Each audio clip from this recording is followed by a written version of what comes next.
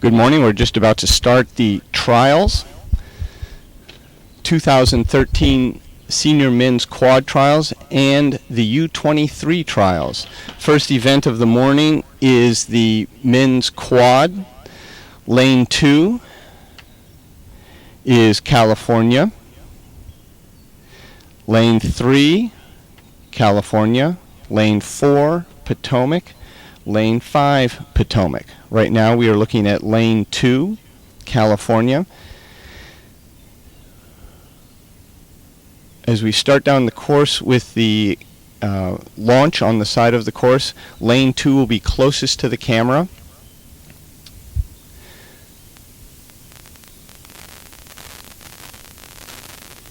This is Lane 3, California.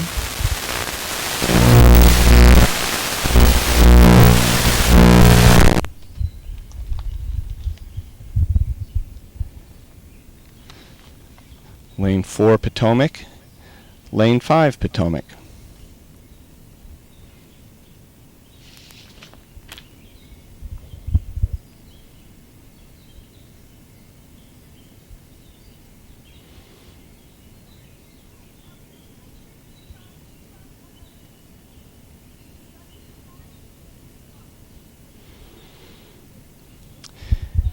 They're sitting pretty casually there, so I don't think they've started the polling process.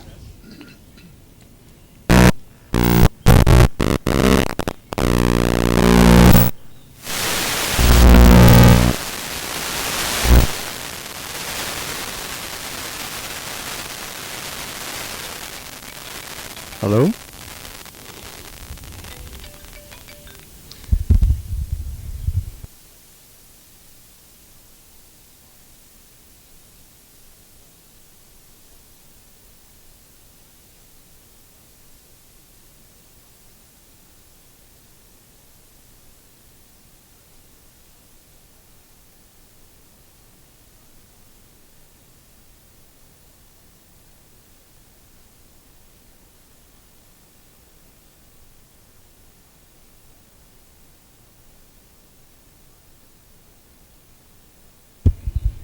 And we have a start of the Men's Quad Final A. Looks like they're clean off the start, moving out of the breakage zone.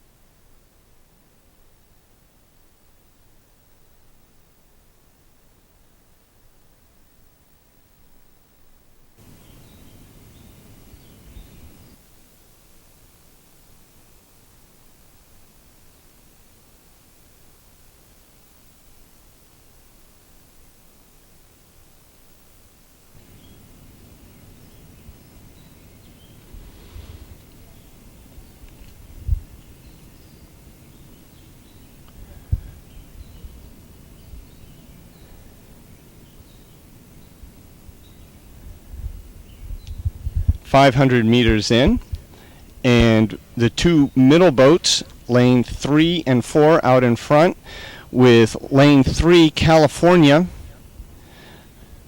looking to have about a half a boat lead over Potomac.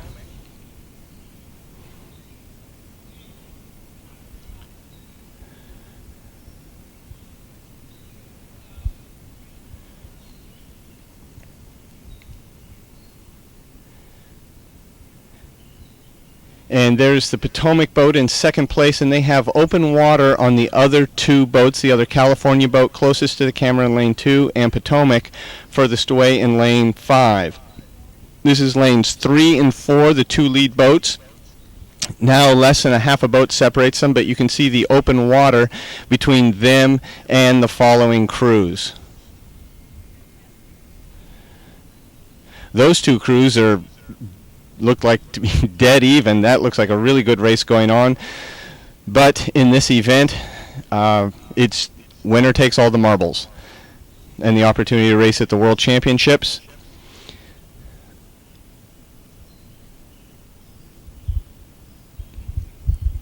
The two lead boats, getting close to the 1,000-meter mark, have opened up even more water on the two trailing boats as California holds a deck-length lead over the Potomac boat, but the Potomac boat seems to be moving just a little bit. Things happen sort of slowly with this caliber of racing. You can see a move there. I don't think the camera launch has shifted any. I think Potomac has taken a bit of a move to get back into that California boat. California responding, pushing them back a little bit, maintaining that deck length lead over Potomac.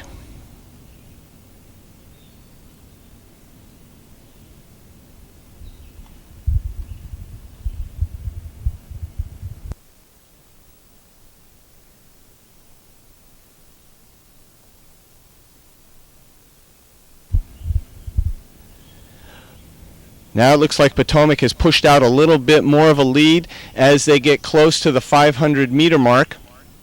They're at about 600 meters out as they pass the pagoda. It'll be on the far side. That's just about 500 meters to go.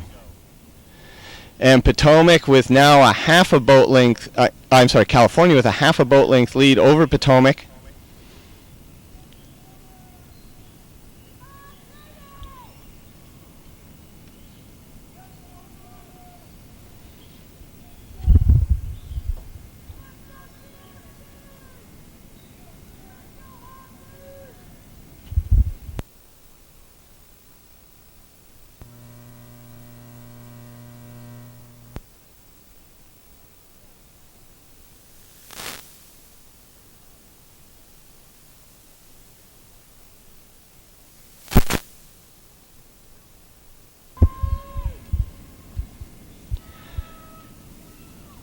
The boats are coming to the red buoys, which signifies 250 meters to go. You can see they go from white to red, and they are just a couple strokes away from that. California maintaining a lead of about a half a boat, but Potomac is certainly close enough. They are in striking distance. If they have a really good sprint, they could come through this California boat, but it's going to be quite a battle here at the finish.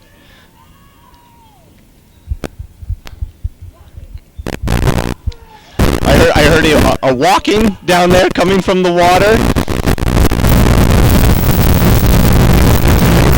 California on the outside now in the white, Potomac in the red. It is still California by about a half a boat length lead. But this is going to be tight to the finish. Unofficially, that is California over the line, ahead of Potomac.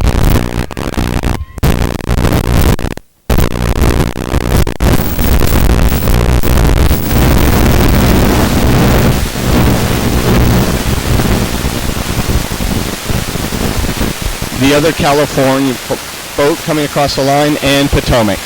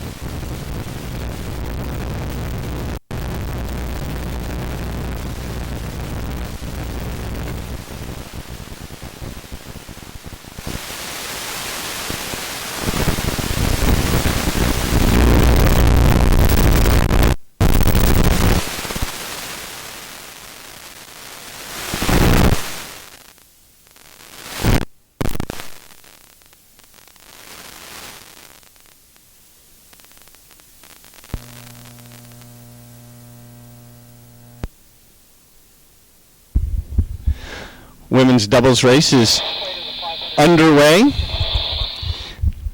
Lane 2, which is going to be closest to the camera launch, is Oklahoma Training Center. Lane 3 is U.S. Rowing A, and Lane 4 on the outside is Vesper.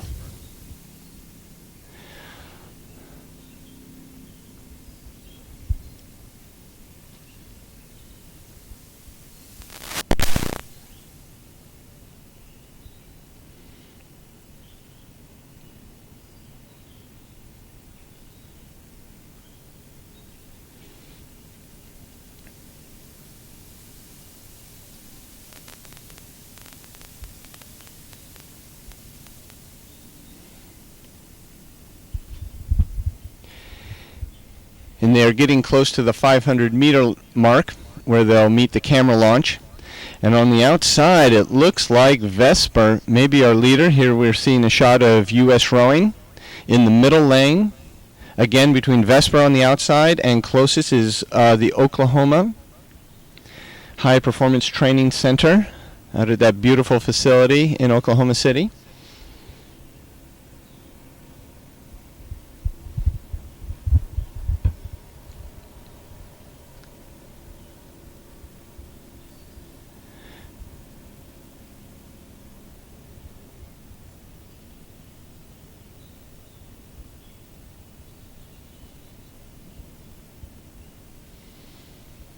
And it is Vesper out in front by 3/4 of a boat length over U.S. Rowing, and with the Oklahoma Training Center in third place. U.S. Rowing now still a half a boat length. We're a little bit behind them, so the perspective is not accurate, but I would guess they're about a half a boat length behind Vesper. Vesper at about the 750. With a half a boat length lead over U.S. Rowing.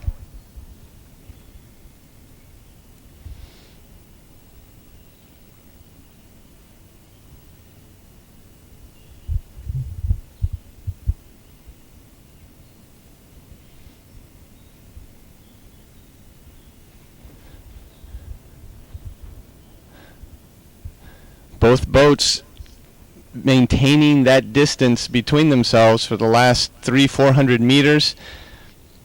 The Oklahoma City boat falling a little further behind, not able to match the speed of the other two competitors, U.S. Rowing and Vesper.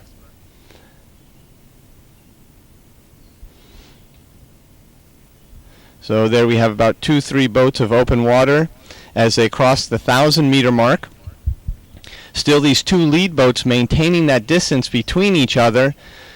Vesper not able to move out really. We'll see what happens here around the 1,000 when people take moves, try to create some movement here, and it looks like the U.S. Rowing boat is doing just that. They may be even now with the Vesper boat. A big move just past the 1,000-meter mark, and they look to have, if we can trust the buoys there, which I think we can, they have about a deck length lead over Vesper. Wow, that was substantial. They went from being about a half a boat down to now they are starting to move away at about the 750. They're getting close to 750 to go. And the U.S. Rowing boat is starting to move even more. So now they have a half a boat length lead. In the last 250 meters, they've gone from a half a boat length down to a half a boat length up, and it looks like they are just continuing to move.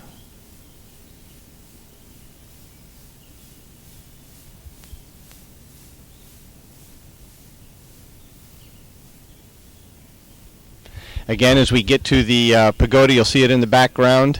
That's 500 meters to go as the U.S. Rowing boat now has a boat length lead and probably a little bit of open water. If we had a shot back, we'd probably see a little bit of open water here between them and Vesper. Yep, there's about a deck length of open water between the two.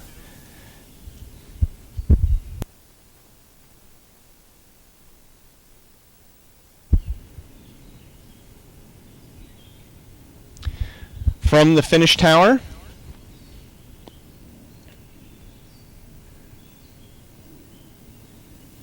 we see the U.S. Rowing boat moving out even further.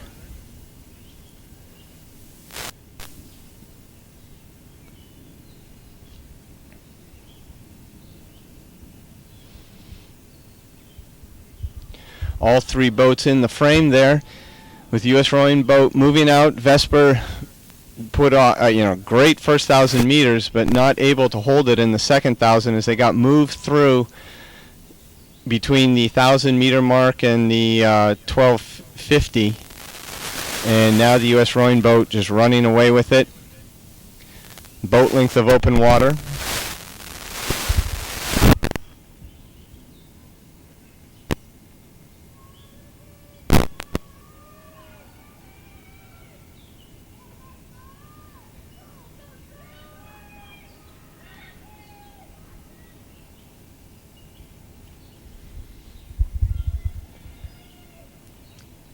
They are now in the last 250 of the race.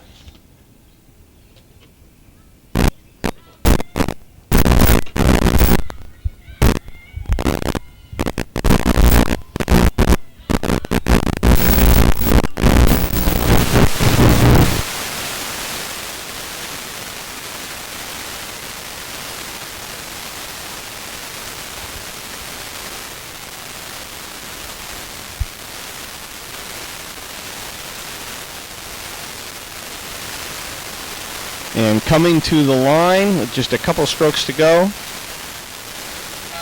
the U.S. rowing boat across the line. Vesper. And panning back, we'll find there they are, the U.S. rowing training, or the Oklahoma City Training Center boat.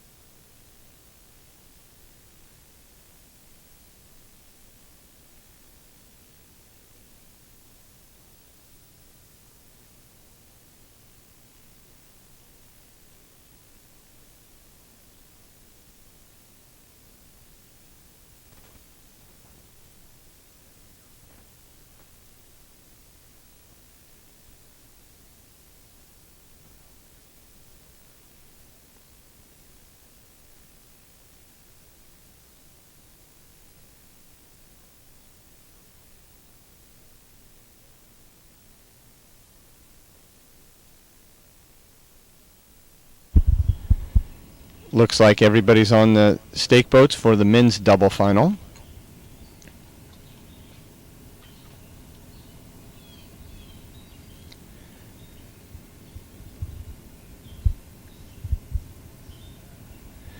Looks like they're getting ready.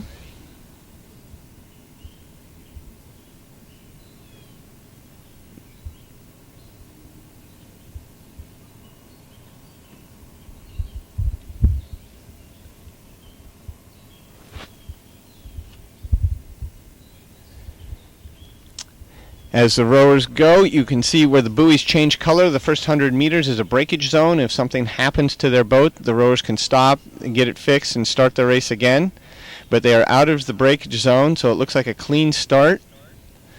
In this race, lane 2, closest to the camera launch when we pick them up, is going to be Vesper.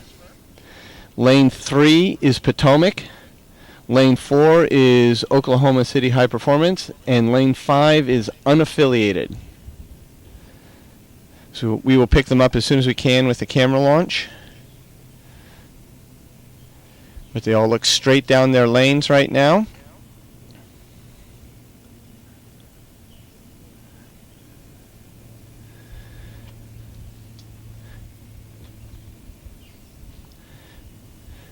Potomac in lane 3, which is the white boat with the red tops. The distinctive red tops are easy to pick out in a crowd. Oklahoma next to them in the white, and on the far side is unaffiliated, and it looks like Potomac is out in front by a little bit over the unaffiliated boat on the far side, but they look like they're moving out even more. Vesper has fallen back, and they're out of the picture right now.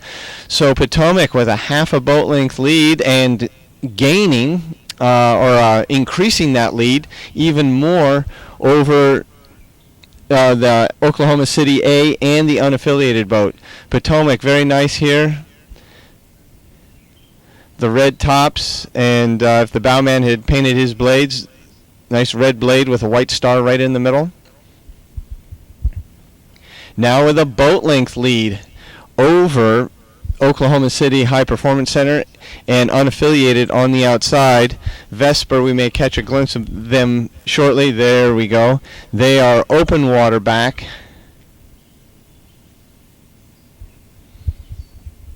Bowman looking around to see what they have to do to get back in contention. Oh, a little bit of a bobble there at the 750 meter mark. It is Potomac maintaining that boat length lead. We'll see what they do at the 1,000, or if anybody can come back. Like in that previous race, we had a reversal. This is a pretty substantial lead here. A boat length going to open water here probably pretty quickly. That'd be a tough push for the Oklahoma City people to get back into them, or the unaffiliated boat on the far side.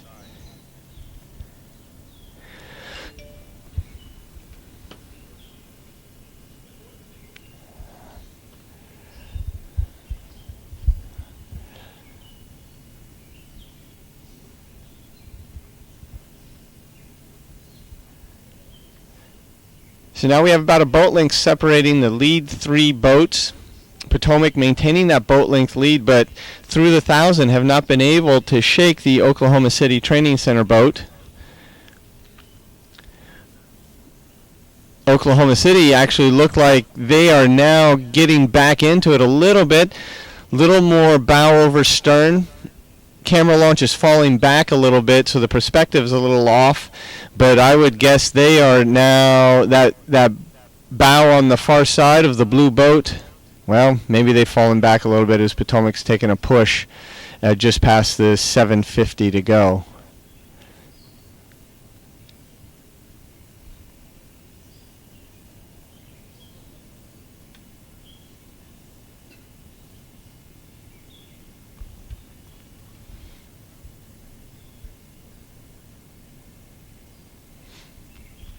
There, now you can see the bow. Number 4, Oklahoma City, moving up a little bit. They're going to have to make a really big push here. They have about 600 meters to go before they reach the finish line. As the pagoda shows up on the far side, that's 500 meters to go. So they are now about a half a boat length down, with the trailing crews falling back even further. Vesper there and unaffiliated on the outside. Now this race is really tightening up. 500 meters to go, and we go to the finish line camera.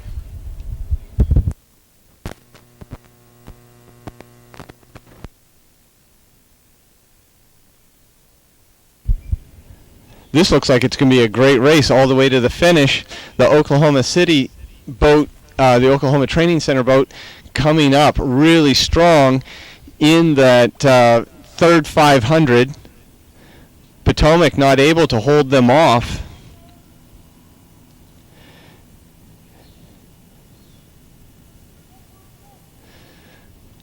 Hard to tell from here, but it looks like we have another reversal.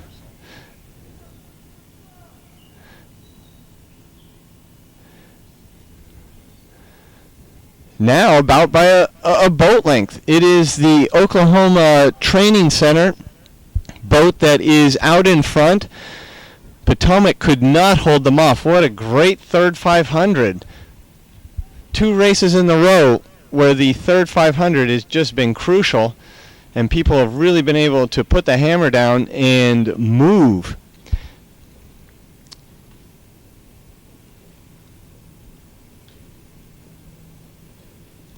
Moving very nicely here.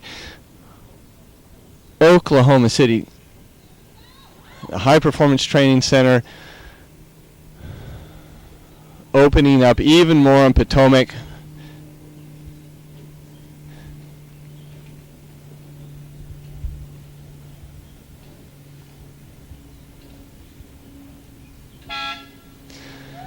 And a woo from the crowd, or from the rowers. What a great race for them. Potomac had a great first 1,000, but could not hold it in that third 500. Unaffiliated coming across, and Vesper.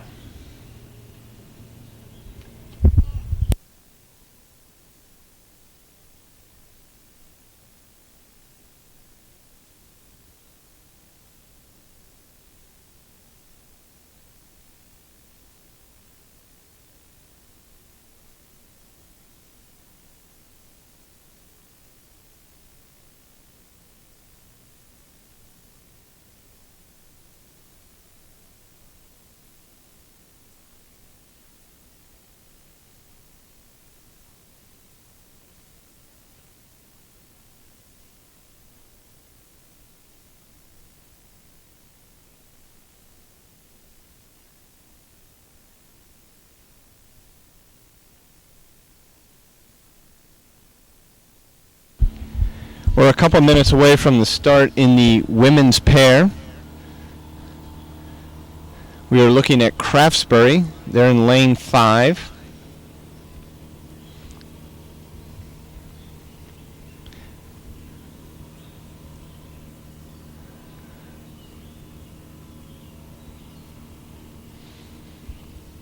Next to them, to their on the left, will be Saratoga,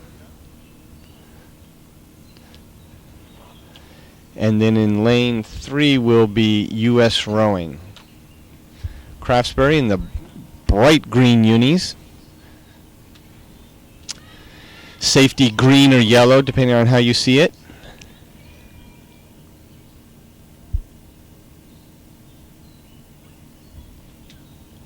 Saratoga,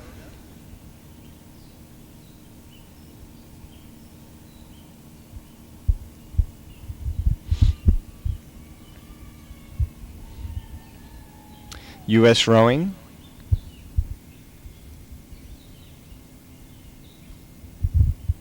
we have about a minute until the start of this race.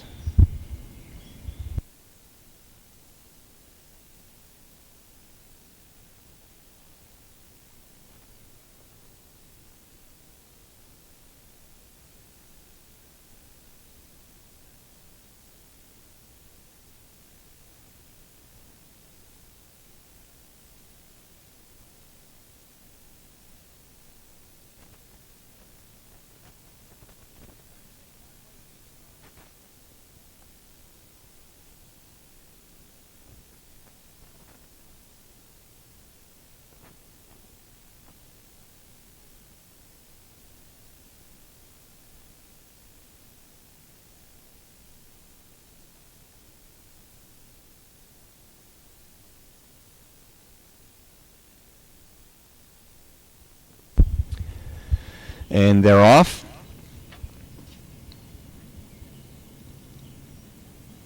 Looks like a clean start. Boats are going pretty straight, which is great for pairs. Probably the most difficult boat to row. 2 people, each with 1 oar.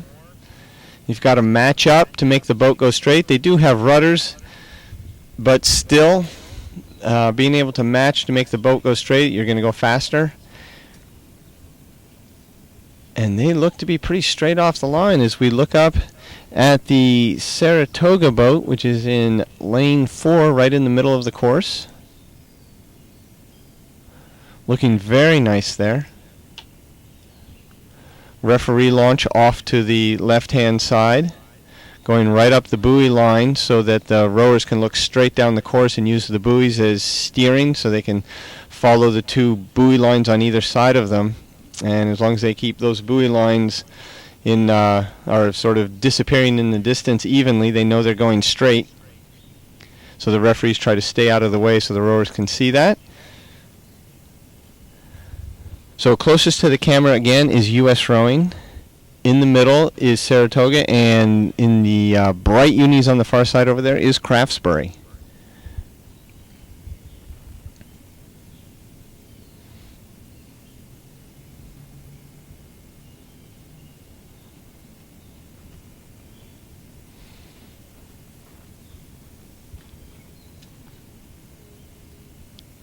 And we've got 3 boats within a deck length at the 500 meter mark. Craftsbury out in front by about a deck, but that distance is lessening with every stroke as the 2 boats, U.S. Rowing and Saratoga, are now pulling even. So a great start for Craftsbury. We'll see if they're able to hang on with these other 2 boats that have moved up and are now starting to slowly move past them. But look at that. 3 boats almost right across. That's awesome. About 650 meters into this race. We have 3 boats across. If anybody has an advantage, it would be the middle boat, Saratoga, who's starting to move out just a little bit here, but not by much. Maybe a seat over Craftsbury, and the U.S. Rowing boat falling back a little bit. They are now about a deck length behind the other 2. Craftsbury off to a great start. They settled, everybody else caught up, but they are going with them. They're not going to let anybody get by. Now the U.S. Rowing boat is taking a move, and they have now passed the Saratoga boat, but not by much. Those 2 boats are pretty even. Craftsbury again falling back a little bit. The U.S. Rowing boat now making a push, and they have a half a deck, depending on if their blades are in the water or not, but about a half a deck over Saratoga. Saratoga, they're probably not going to let them go. They're going to make a move of their own here probably and try to get back into that U.S. Rowing boat that is currently and barely in first place. There goes Saratoga. Now they have less than a seat, and Saratoga may have taken over the lead again. Craftsbury, even though they are a half a boat back, they are not out of this. Their bow is still there as they come to the 1,000 meter mark. Saratoga now at the 1,000 making a push. They now have a deck length over the U.S. Rowing boat. And look at Craftsbury. They are just hanging in there, hanging in there. If they can make another push, they can get back into this pretty easily. U.S. Rowing boat just past the 1,000. Now they're making a push trying to get back into that Saratoga boat. What a great battle.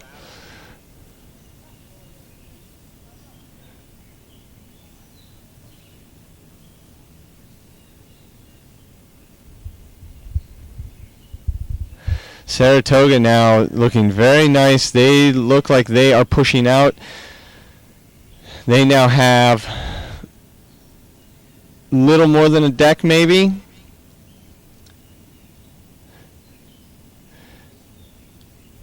Now they have a little bit more.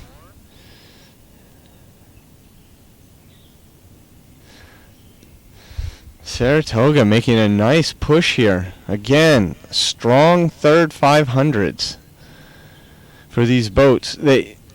Now they have about a boat length lead over the U.S. Rowing boat, and not sure where the Craftsbury boat is, but I think they are falling back a bit. It is now the U.S. Rowing and Craftsbury boat that are battling each other, as Saratoga has a little bit of open water on these 2 boats. Still with about 650 meters to go.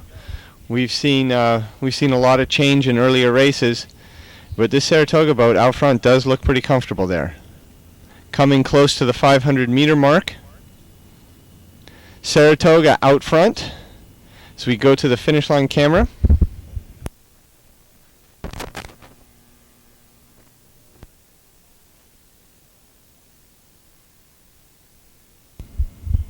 Saratoga. Boat length lead out in front, U.S. Rowing and Craftsbury. From this angle, it's hard to tell what's between them.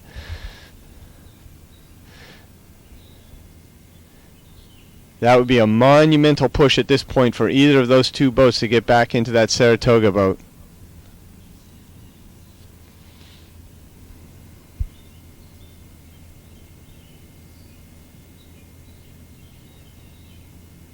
Why can't every race be like...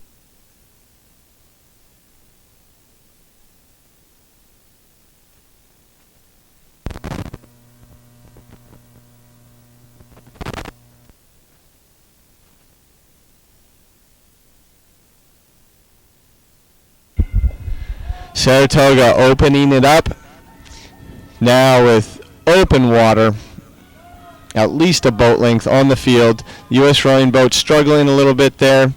Craftsbury are closest to the camera now, but they are 2-3 boat lengths back.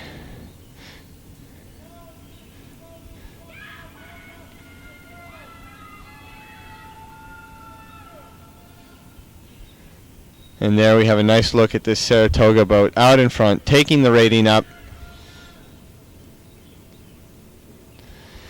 First 1,500 meters, a great battle, and that's what these athletes are going to see at the U-23s. It's going to be tight racing all the way around, so that's good experience. Able to hang together and then make a big push. There's Craftsbury coming across the line. And the U.S. Rowing boat coming across the line in third.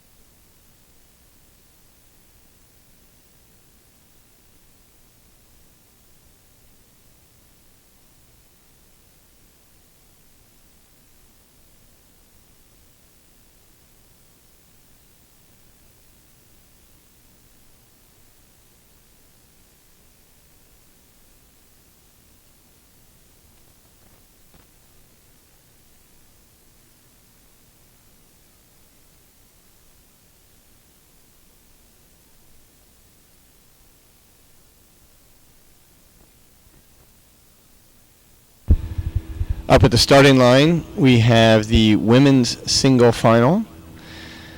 Lane 2, which is going to be closest to the camera launch, and on the left-hand side here is Tampa Training Center.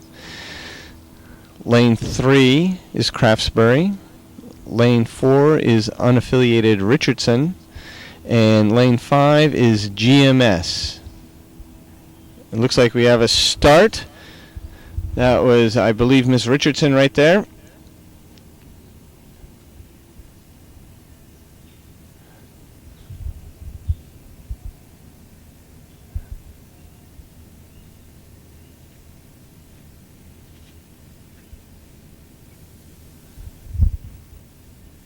A few more strokes and they're out of the breakage zone, which means we have a clean start.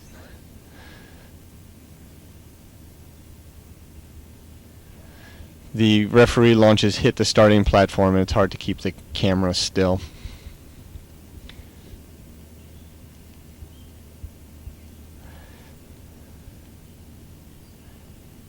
So the start of the women's single final. Craftsbury.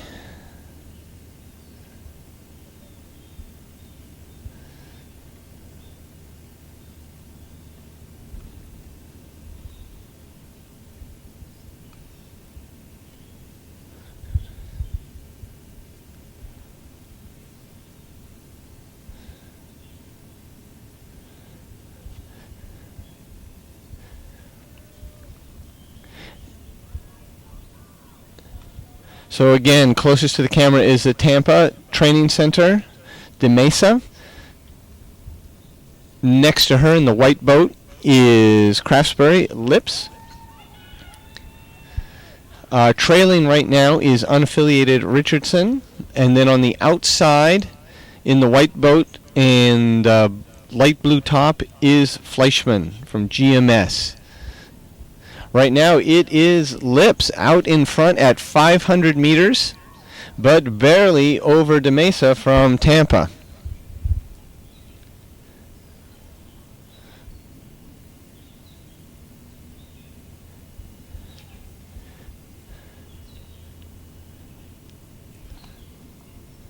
De Mesa and Lips. De Mesa closest to the camera in the dark boat. Lips from Craftsbury in the white boat, and a half a deck length separates these two.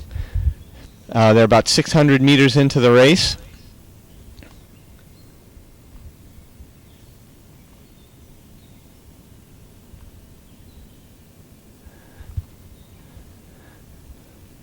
Craftsbury moving out a little bit here. There's the GMS and the unaffiliated boat trailing by open water behind.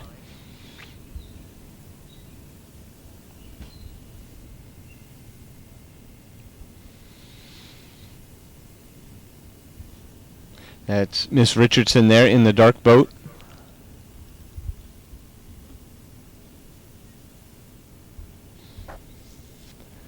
So just past the 750 meter mark. Whoa, we've seen a big change here.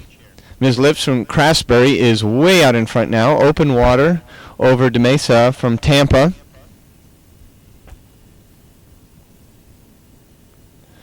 Rowing very nicely out in front, which is also always a little easier to do when you can see all of your competitors behind you. And she appears to be opening up even more open water over de Mesa from Tampa. On the far side you can see Fleischmann from GMS.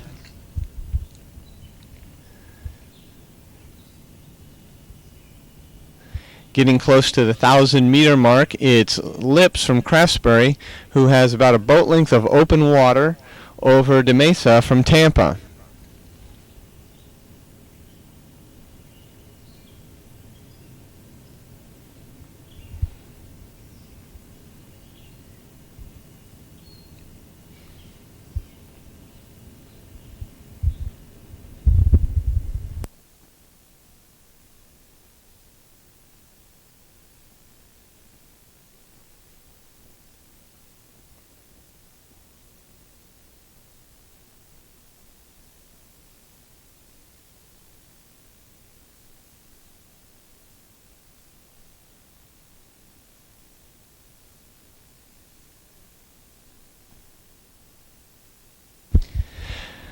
Ms. Lips from Craftsbury opening up even more of a lead as they get close, or through the 750 to go.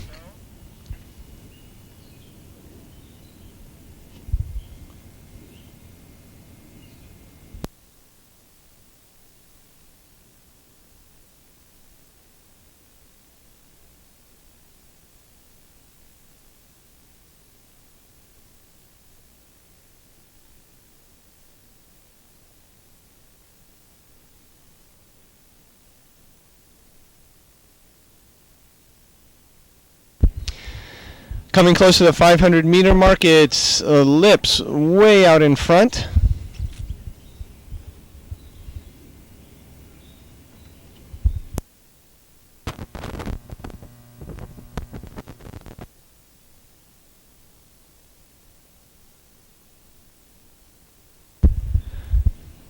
Going to the shot from the top of the finish tower.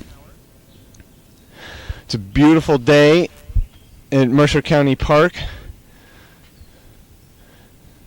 Just a little bit of wind on the water, but not very much at all. Has not gotten too hot yet. It's just really good rowing conditions right now. You can see a little bit of wind on the water, but not enough to concern the rowers. And we can see Miss Lips from Craftsbury way out in front here in the women's single.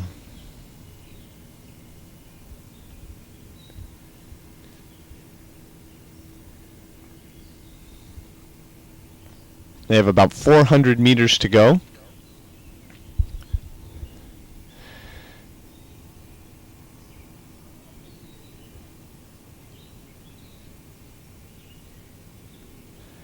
This is a winners takes all. And so Ms. Lips is out in front. Her nearest competitor is 3 boats open water behind. Mr. Mesa had a good competitive first 1,000, but could not hang with Miss Lips, and she's really opened it up here. Many boats of open water.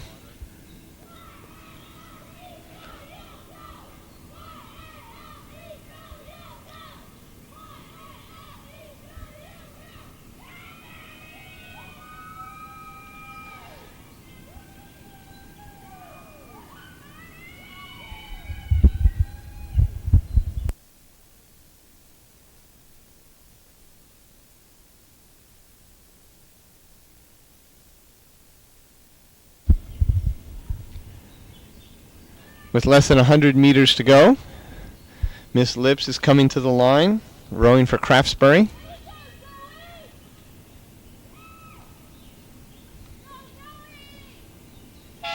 And there she is across the line.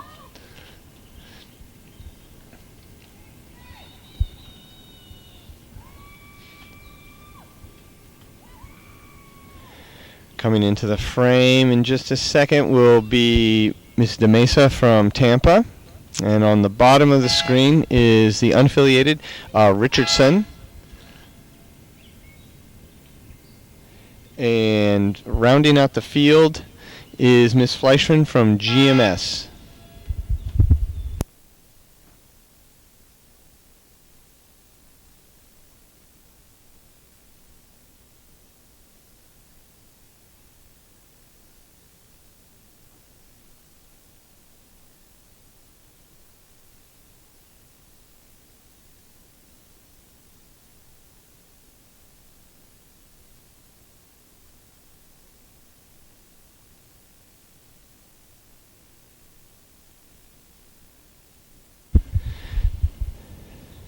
Next up is the men's single. On the far left, and again closest to the camera launch, will be Vesper Del Barba. Lane 3 in the bright green uni will be Futterman from Craftsbury. Next to him will be Buser from Nereid, and Lopez from Craftsbury on the outside. Looks like they're getting ready for the start of the men's single final.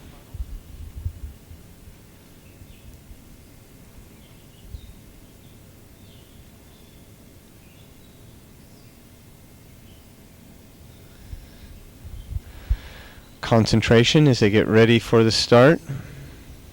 They have about a minute to go.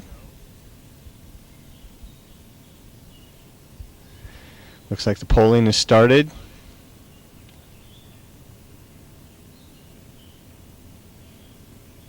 They're off. You can see where the buoys change from red to white. If we get a clean, if everybody gets past there out of the breakage zone, then we have a clean start.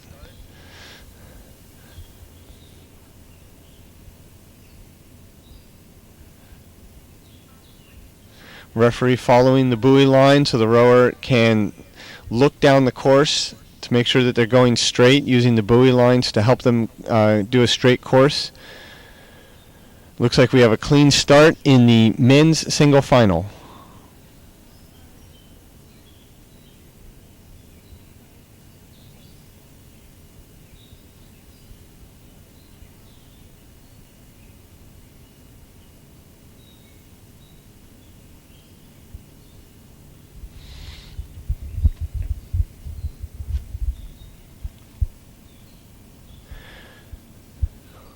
We are looking at Bucer from Nereid and Lopez from Craftsbury. Lopez on the far side in the dark boat with the bright uniform. And the darker green in the yellow boat is Bucer. Then Futterman from Craftsbury.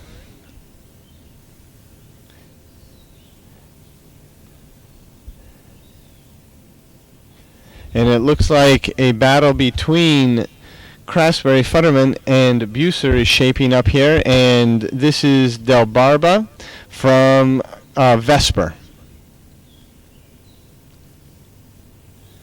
So at 500 meters, we have a two-boat race right now between Futterman and Bucer, and it looks like Futterman is starting to make a little bit of a move here. Let's see if Mr. Bucer can hang on. These two boats have open water on the rest of the field.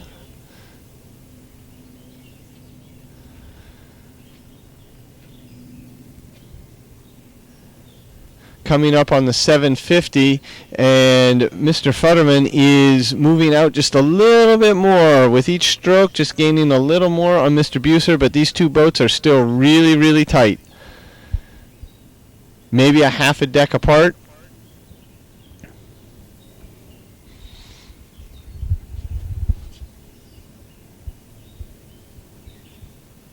Now maybe a deck apart. But you can see the distance these two have over the other two competitors. Lopez on the outside there, who we can see on the right-hand side of the frame. And even further back, closest to the camera launch, is Del Barba from Vesper. Futterman continuing to move out here ever so slightly. Now with a little more than a half a boat length lead, it's Futterman over Bucer from Nereid. Nereid just up the road here.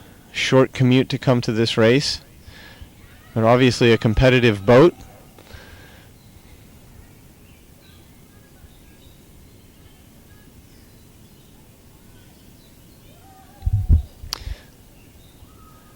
And as they get very close to 1,000 here, it's Futterman with 3/4 of a boat length over Bucer.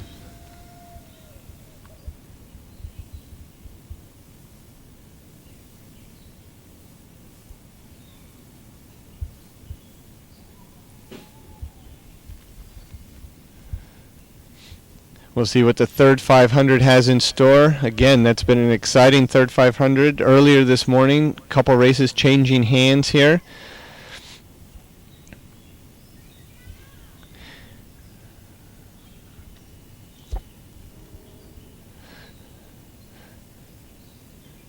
Mr. Futterman looking like he's rowing with inside himself as he continues to open up the lead a little bit more. Now with a half a boat length lead, or between a deck and a half a boat length lead. We look back, Mr. Lopez now trailing in fourth place, Mr. Del Barba from Vesper in third, but pretty much out of contention for those two. Futterman opening it up even more. Now 3/4 of a boat length lead over Bucer from Nereid.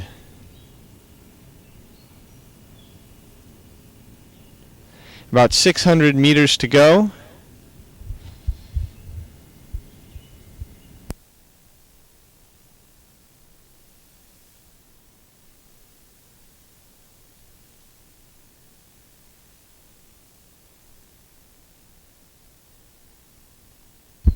Going to the finish tower camera. Mr. Futterman is in the bright colored uni on the right hand side of your screen.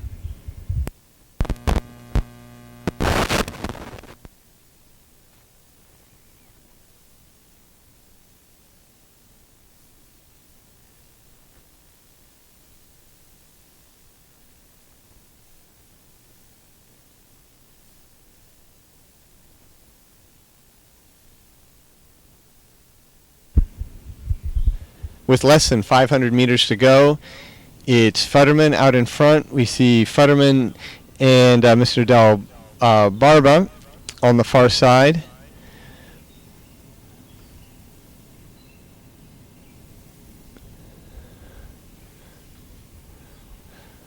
Mr. Futterman with a couple boat lengths lead, open water over Buser with Del Barba from Vesper in third and Lopez from Craftsbury in fourth.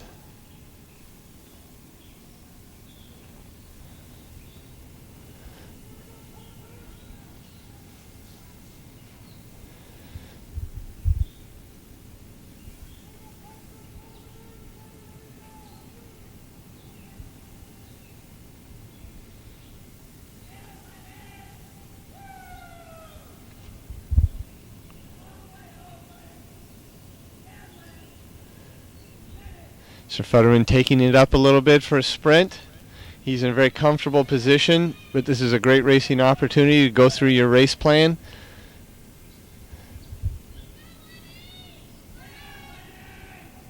Still looking very strong. Looking over to see where the finish line is. He's just got a couple strokes, and he will be at the line.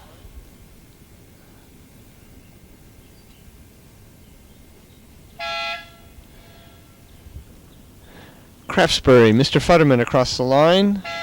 Buser from Nereid. Mr. Del Barba from Vesper.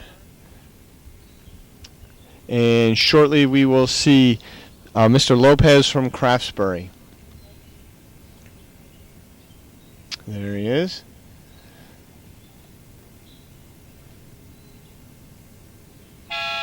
Across the line, and that is the men's single.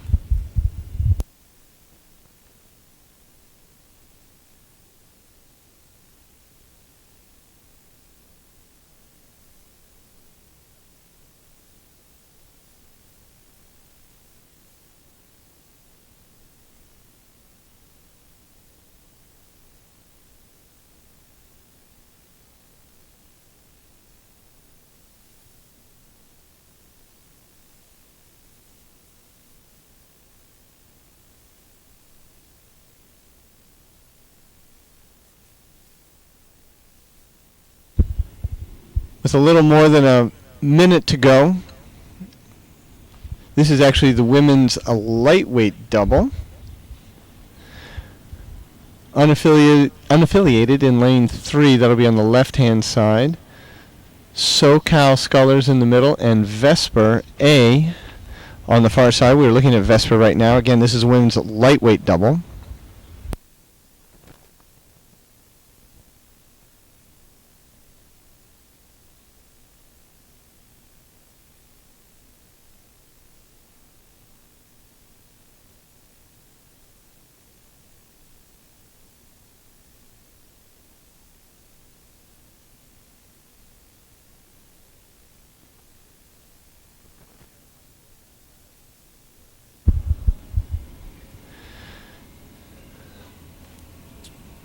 Within the 2-minute mark, the referees call 2 minutes. Everybody should be locked onto the stake boats. You can see they're getting ready. Focus, concentration. That's Vesper we were looking at there. SoCal Scullers.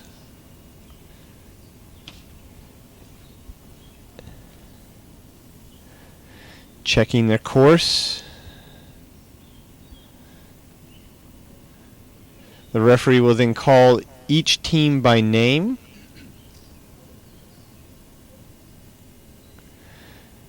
There's a light and sound system. They'll see a red light, a green light, and simultaneously with the green light is a tone, and they are off. That's the same starting they'll see at the World Championships. So this is good practice to hear that. So it looks like they're out of the breakage zone, which is 100 meters. Clean start. And we'll pick them up with the camera launch as soon as we can.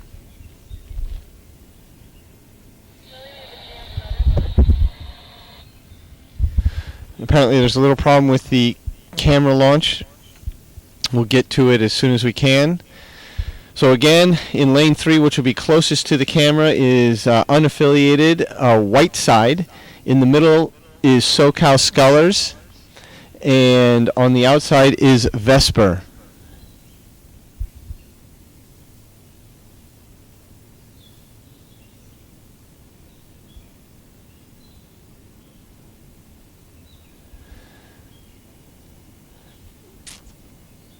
And in the middle of the course, it looks like SoCal Scullers out in front.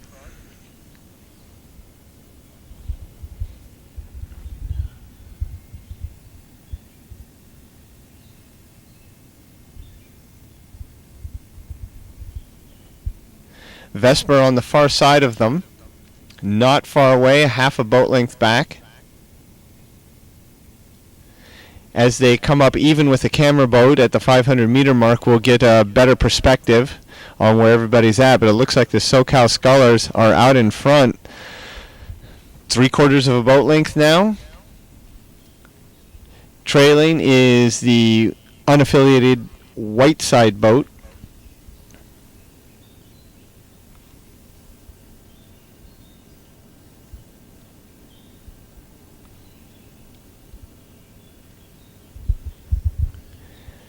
And they appear to be open water behind the 2 leaders of SoCal, with Vesper right there, about half to 3/4 of a boat length behind.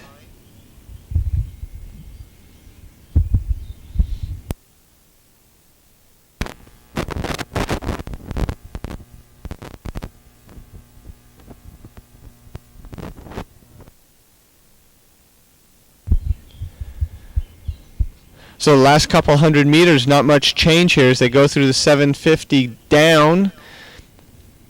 Vesper on the outside, not letting this SoCal Sculler boat get away from them,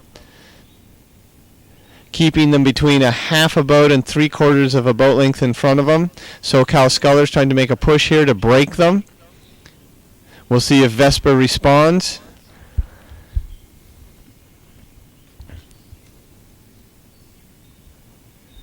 Both boats traveling at pretty much the same speed.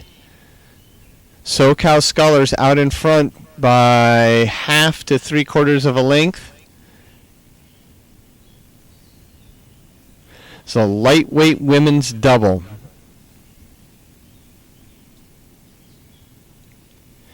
Getting close to the 1,000 meter mark, it is Vesper making a push here. There it is, the 1,000 meter mark, and Vesper is making a push. We'll see if SoCal Scullers can respond. And the unaffiliated Whiteside boat is pretty much out of contention at this point. SoCal Scullers does respond, but the margins have closed. Vesper pushed up into them. SoCal Scullers pushed them back a little bit, but now Vesper making another push at about 750 to go. Now it's less than a deck length separating these 2 boats. Vesper slowly inching up, inching up. SoCal Scullers trying to fend them off, but it looks like Vesper is now even, and depending on whose blade is in the water, is ahead. Now Vesper in the third 500 has started to move out. Now they have a half a deck length lead.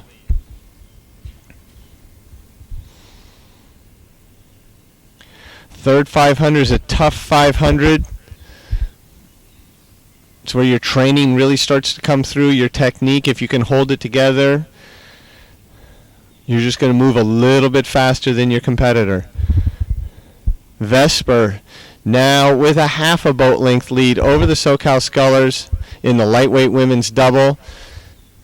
They have 600 or so meters to go when they get to the gazebo, which you'll see on the far side. That's 500 meters to go.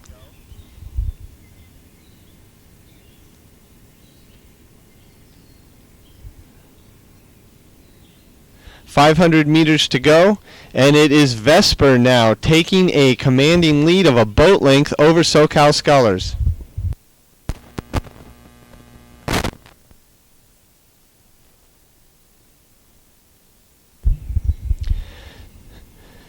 Vesper trailing for the first 1,000 meters of this race. Again coming through in the third 500, and now they have about a boat length lead over the SoCal Scullers. See if the SoCal Scullers can regroup in their sprint and try to get some of that back and get into the lead position. It's going to be a tough call. Being rode through is difficult to come back from. Not impossible, but difficult.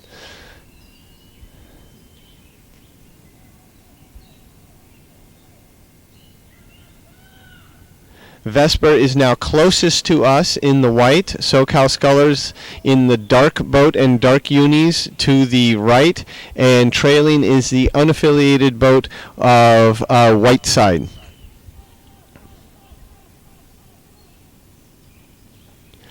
Great race between these two, particularly through that middle 1,000 and third 500.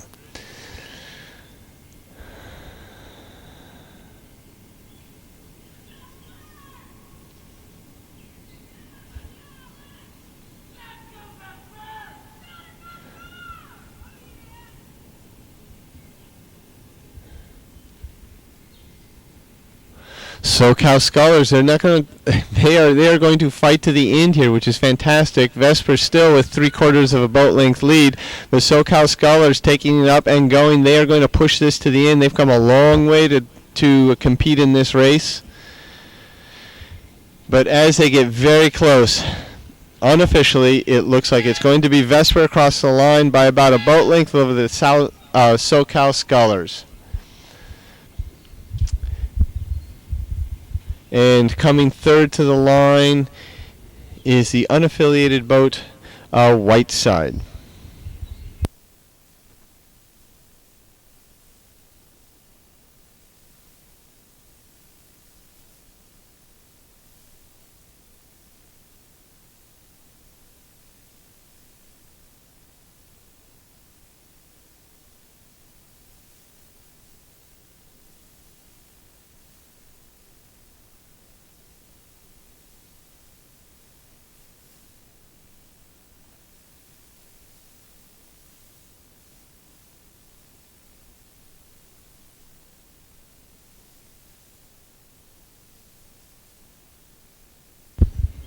Back up to the start. We're within the 2-minute mark of the start of the men's lightweight double.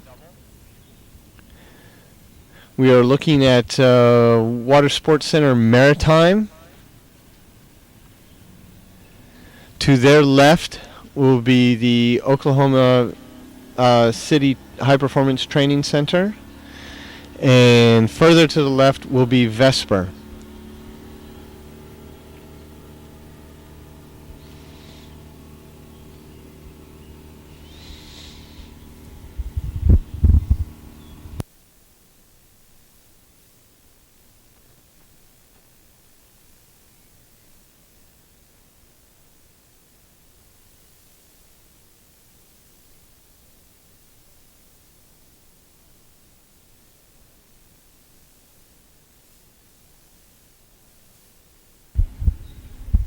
Athletes are sitting ready,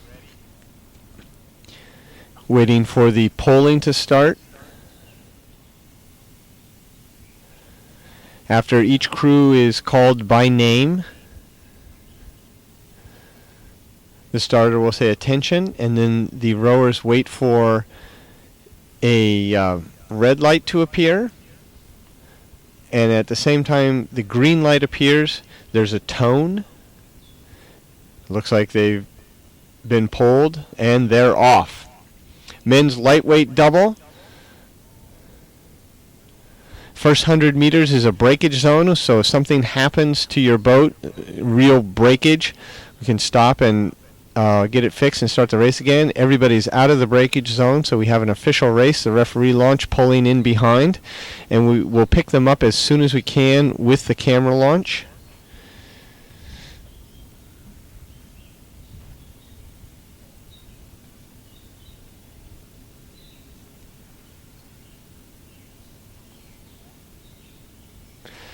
Closest to the camera launch is going to be Vesper. In the middle is Oklahoma High Performance Center. And in lane 5 on the far side is Water Sports Center Maritime. There we have all three boats. So on the left-hand side of the screen, out in lane 5, is the Water Sports Center Maritime. In the lead, it looks like right now, is the Oklahoma High Performance Center.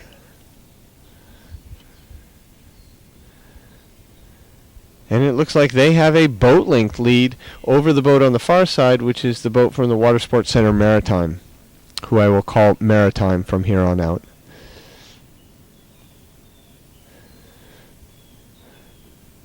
.500 meters into this race, and Oklahoma High Performance Center is way out in front, commanding lead at 500 meters.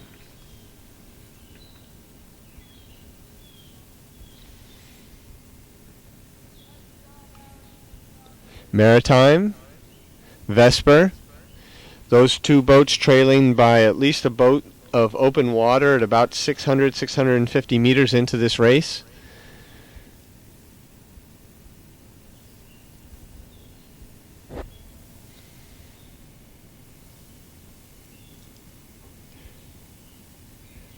Maritime bowman looking around to see where the leader is, and the leader is now two boats of open water. Oklahoma High Performance Center doing a great job here past the 750 into this race.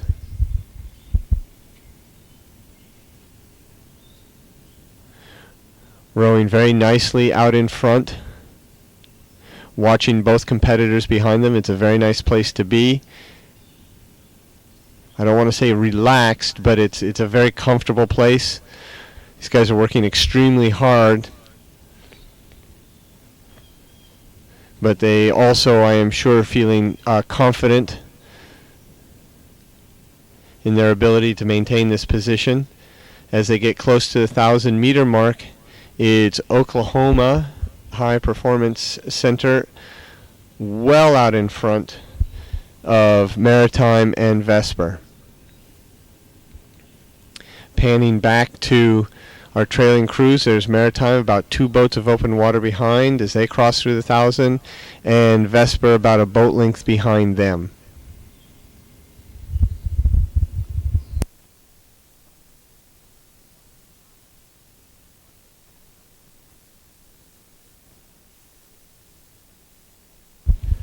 Looking really good as they come to the 750 meters to go. Oklahoma High Performance Center out in front. They will find much tighter competition at the Under-23 World Championships in every race they're in. Heats, reps, semis, finals, wherever they end up, it's going to be a lot tighter than this. And I'm sure they know that. But it must feel really good right now to be out in front, feeling strong, feeling comfortable as they get close to the 500-meter mark.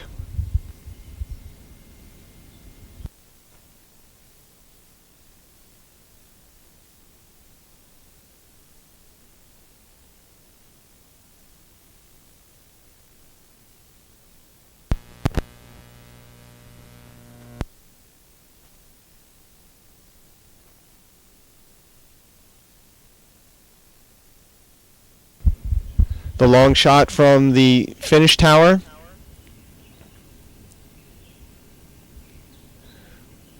From this perspective, it looks like a closer race than it really is. These boats are separated by 2-3 boats of open water.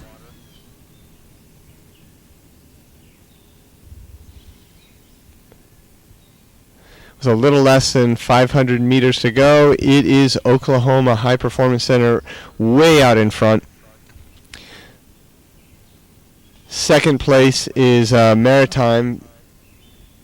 And, well, hard to say between Vesper and Maritime. We're looking at Vesper. And Maritime is way over. There they are on the left. Vesper may have overtaken Maritime at this point. But just one, the top finisher, goes to the World Championships.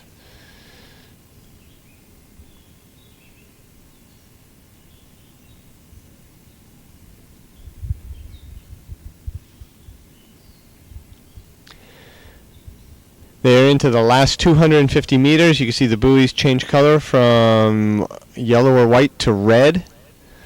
250 meters to go with 3-4 boats of open water for this lightweight double.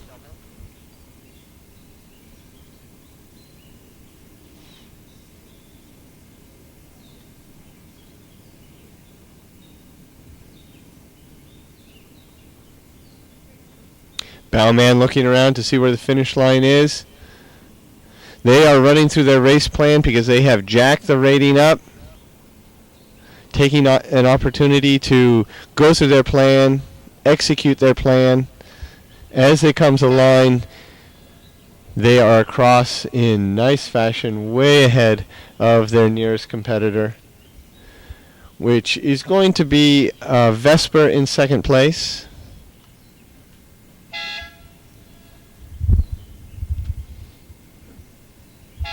And Maritime in third.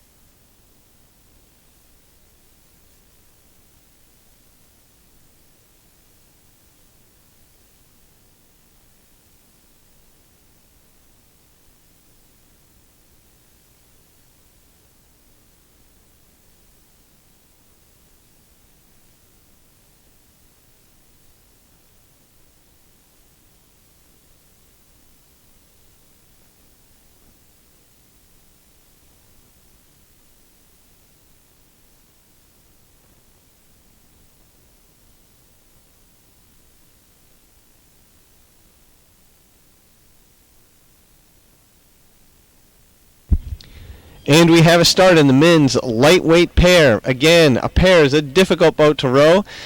A little bit of steering issues here, and that happens with the pairs off the start until they get into their lane and get started. Again, these are young athletes, U-23, college kids most likely, and don't spend a lot of time in a pair, so this can be a relatively new experience for some of these athletes. Pair is a fun boat when you can make it go fast and straight, but it's a real trick. So they are off. In lane 2, which is going to be closest to the camera boat when we get there, is Community Rowing. Lane 3, Seattle Rowing Center. Lane 4, unaffiliated Volp. And lane 5 on the far side is Minnesota.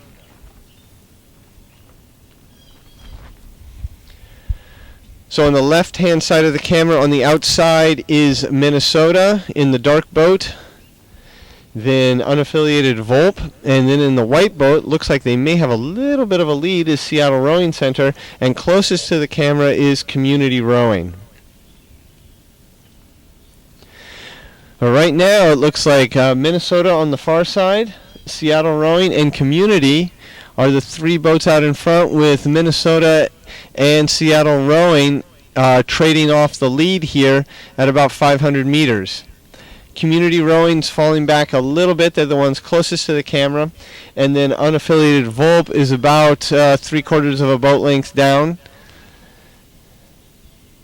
But all four boats at this point within contact as they go through the 500 meter mark.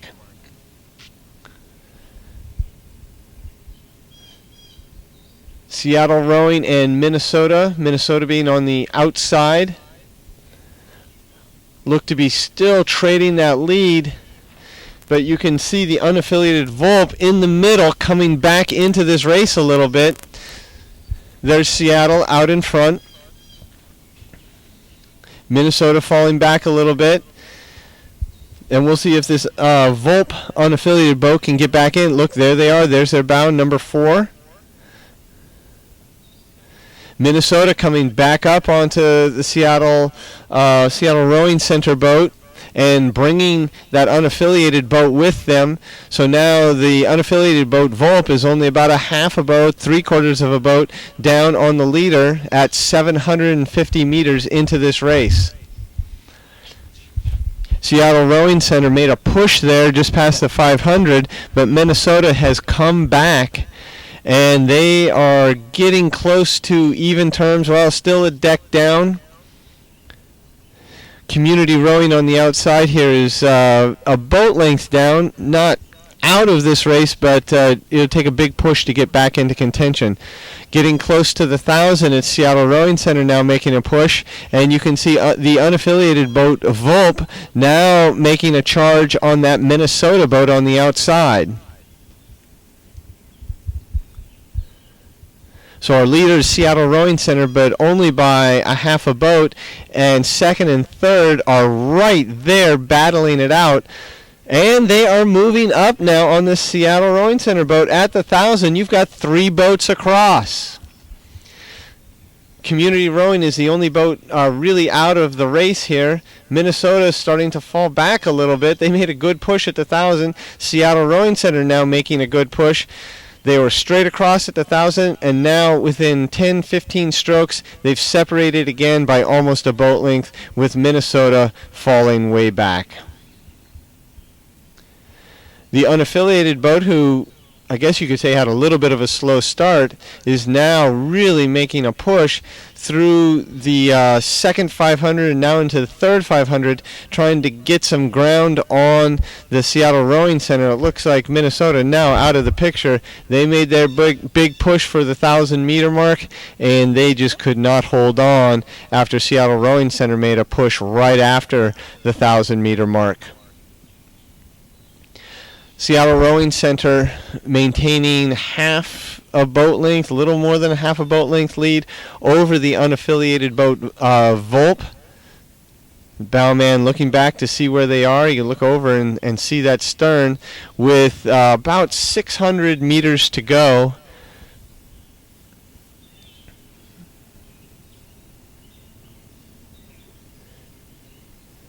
There's the Minnesota and Community coming up on that Minnesota boat, but again, only the first place goes to the World Championship. And we are going to go to the finish line camera at 500 meters to go with Seattle Rowing Center out in front.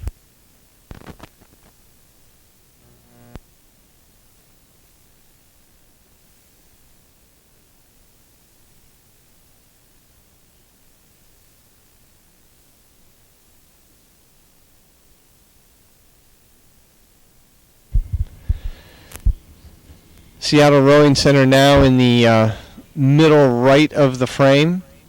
Community on the outside in the yellow. The unaffiliated boat just a little bit to their left, and then Minnesota to the far left.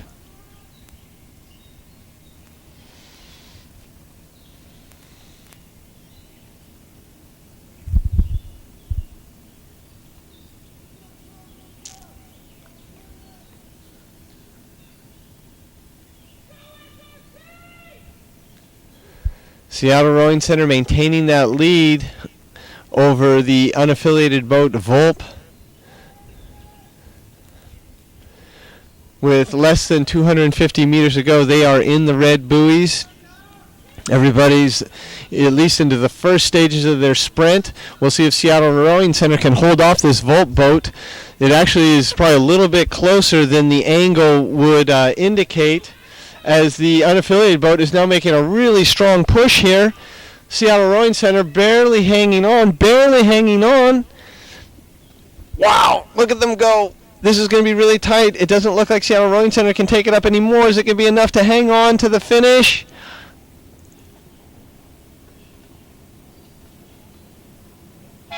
Oh my God, I can't. I'm sorry, I'm not going to call that. You're going to have to go to the official results for that one. What an incredible finish. Community coming across the line, Minnesota coming across the line. What a fantastic finish in the men's lightweight pair.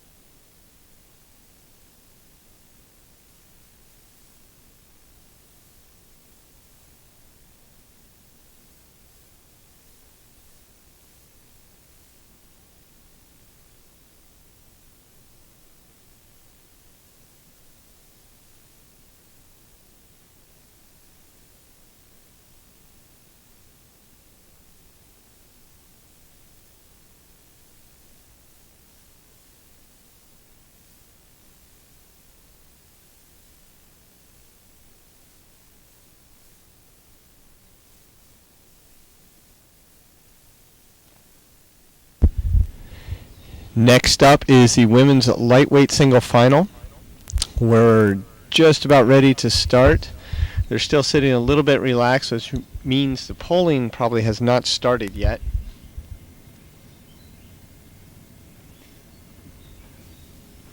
Once the polling starts, which it looks like they're getting close, the referee will call each team or each athlete by name, and we have a start. First 100 meters is the breakage zone. If anything happens to the boat in that area, they can fix the boat and bring it back and start again, but they are out of the breakage zone, so we have an official race. Official getting onto the race course will go up the buoy line.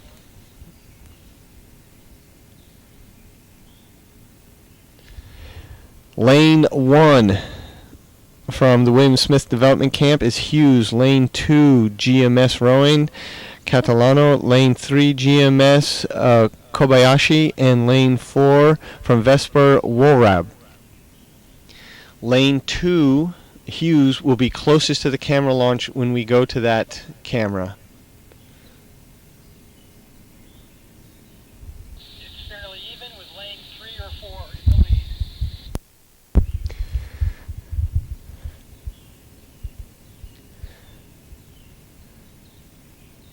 So 4 boats Women's lightweight single.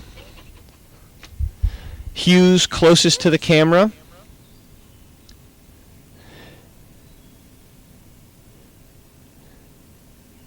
And we are looking to the outside there. It looks like GMS in the light blue boat. Not sure which one.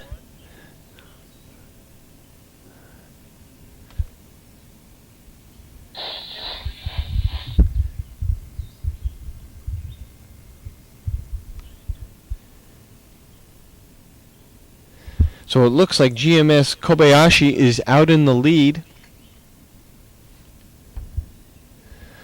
Followed closely by Catalano from GMS. On the outside, in the white top, is Worab from Vesper. Closest to us is Hughes from the William Smith Development Camp. Through 500 meters, it's pretty tight. This is a great race. 3 boats, all within a half a deck length of each other.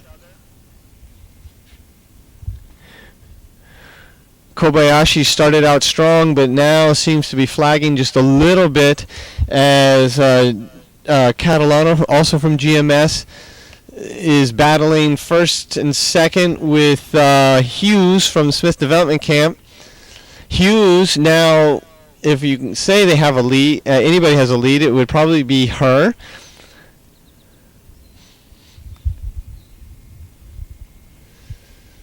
But I think this is going to go back and forth for a little while, because now Kobayashi is coming on strong as Hughes drops back a little bit. You see Catalano looking over. But we've got 3 boats right there neck and neck. Great race through the 750.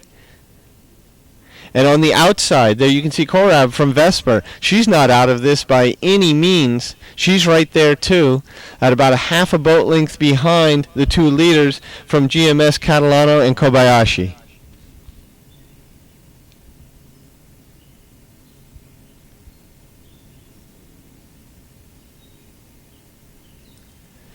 Now Catalano making a bit of a push here, and she has about a deck length lead over teammate Kobayashi, and then on the far side there, Korab from Vesper now getting even tighter into this race. A little slow off the start, but man, she is coming on strong. So now it's Catalano as a half a length over the next 3, who are more or less dead even as we get to the 1,000-meter mark.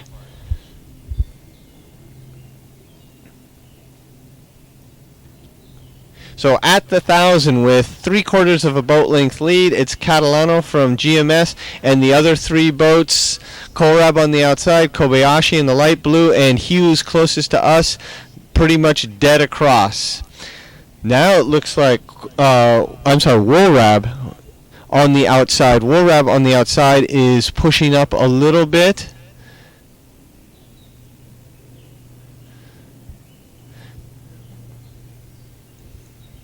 Kobayashi starting to fall off the pace a little bit. Hughes making a challenge into Catalano. Worab made a good push at the 1,000, but is not able to match the speed of Catalano, it looks like, and she is starting to fall back a little bit too. But it's only a boat length back, so she's not out of it. She'd need a pretty impressive push to get back in there. But we've seen stranger things happen this morning already.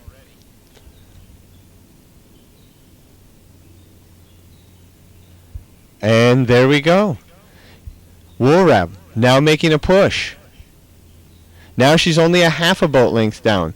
Hughes now would be off to the right-hand side. She seems to be out of it a little bit more. Worab moving.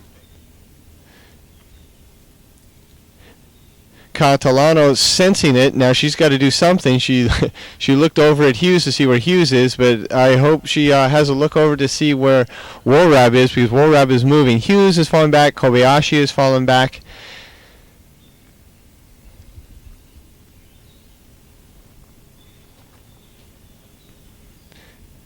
Getting close to the 500-meter mark, Worab has made a huge push into Catalano, and getting close to even through the 500 meter mark.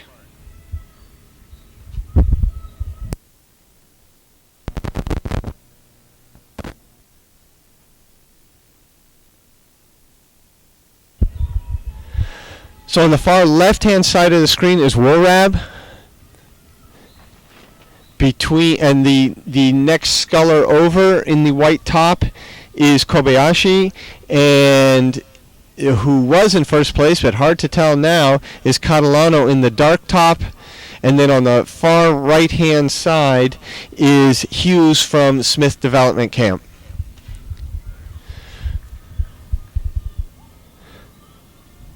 So Catalano and Warab.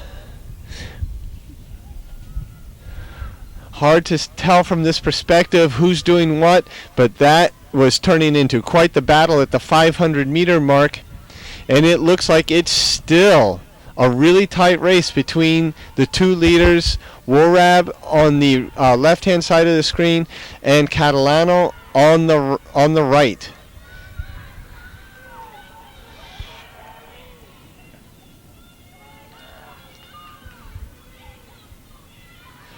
Warab had a little bit of a bobble there. I don't know if Ms. Catalano saw that or not, but a little bit of a bobble. But she looks like she is still in the lead. I'm sorry, Miss Warab from Vesper has moved through, and she is in the lead. Came through at the 500 meter mark, and now has been able to maintain probably more than half a boat length lead over Catalano, who led for 1,500 meters of this race. But Warab, who fell behind at the beginning, has really come through again. Great third 500, and now a fantastic last 500 meters. And it's Warab from Vesper taking first place. Catalano from GMS in second. On the far side is going to be Hughes from the Smith Development Camp. And in fourth place in the lightweight women's single is Kobayashi from GMS.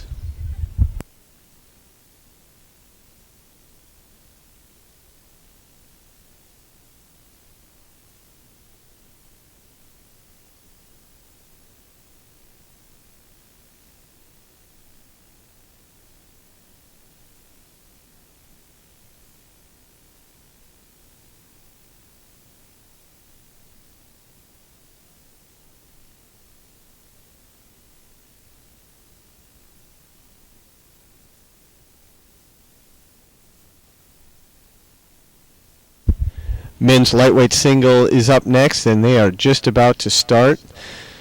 On the far left and closest to the camera launch, when we go to that camera, will be Syracuse Chargers, Schoonemack, and then Cambridge Boat Club, Campbell, Tampa Training Center, Long, and Long Beach Juniors Trojan on the far side. And we are looking at Long and Trojan in this shot. The rowers are looking past their sterns, and on the starting platform is a red and green light and a little speaker. Each rower are called by name, and it looks like they're starting that process. The starter will say attention, and there they saw a red light, then green light, and along with the green light they hear a tone and they're off. First 100 meters where the buoys are red is the breakage zone. If anything happens to the boat in there, they can stop the race, fix it, and start again. But it looks like they are out of the breakage zone the first 100 meters into the men's lightweight single. When we go to the camera launch, the boat closest will be the Syracuse Chargers boat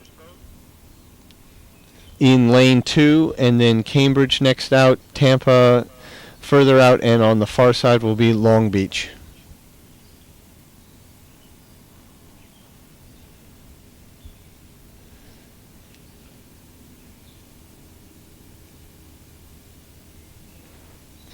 Camera on the starting platform, a little shaky as the wakes from the referee launch hit it. We'll go to the camera launch as quick as we can. Lanes 3, 4, and 5 are pretty soon again.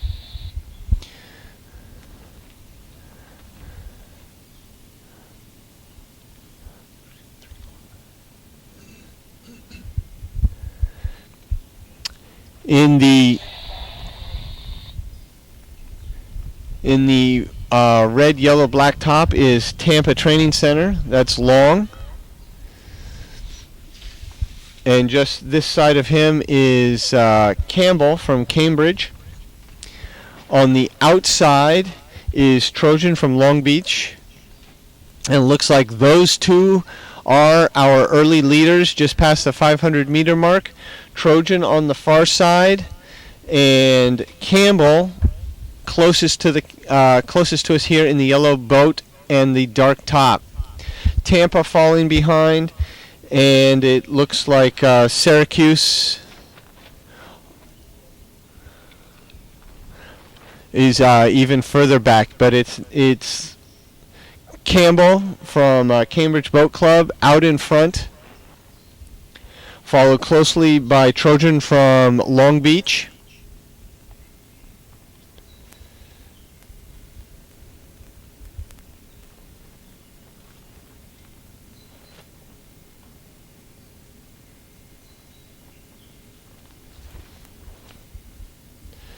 .750 meters gone. It's Campbell out in front, followed by Trojan. And from Tampa, Long. And trailing in fourth place from Syracuse Chargers is Schoonmaker. Our two leaders, Campbell and Trojan. From this perspective, it's hard to tell exactly what's going on, but I would give the advantage to Campbell as we get close to the 1,000 meter mark. That is Trojan we're looking at there. Came all the way from the west coast.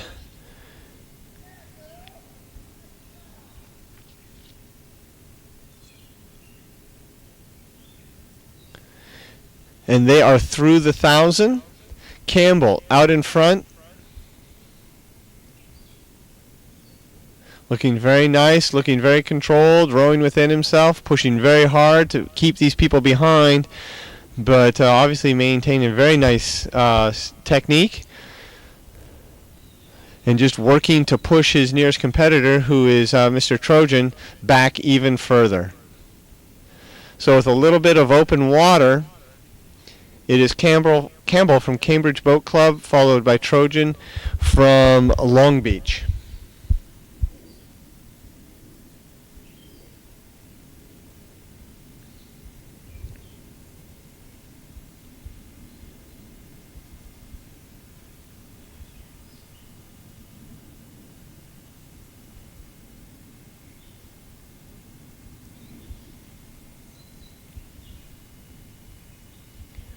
About 650 meters to go.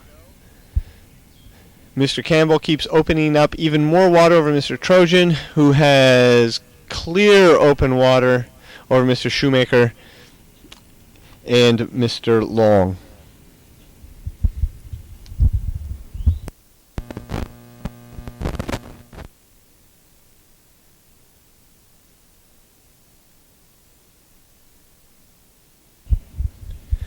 From the finish tower with all four boats in view. On the far right hand side in the dark uni is Campbell, who's out in front by probably a full boat length by now. His closest competitor is actually the rower in the white on the far left hand side. As we look down the course, it's pretty difficult to get a perspective of where people actually are. It's not until we get close to the finish line that we have a much better sense of what's going on. But earlier, Campbell was continuing to row away and opening up even a bigger lead over his nearest competitor. As you can see, these four boats are pretty well spaced out over the race course.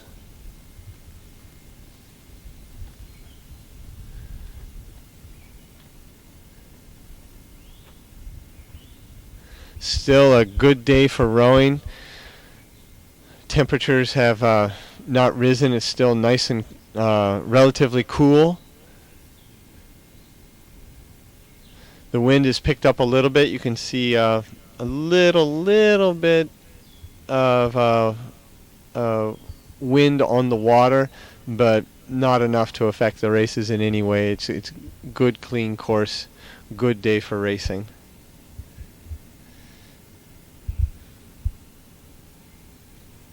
With about 150 meters to go, it's Campbell with a pretty strong lead over Mr. Trojan from Long Beach, with a boat and a half, 2 boats of open water, as Mr. Campbell comes to the line.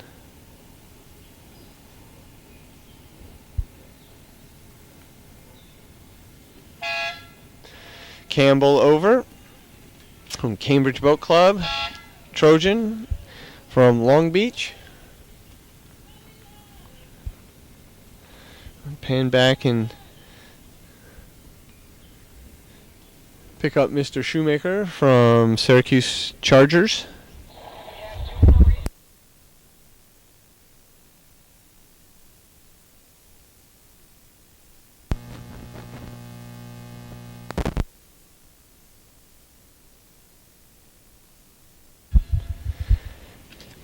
And that was Mr. Long from Tampa.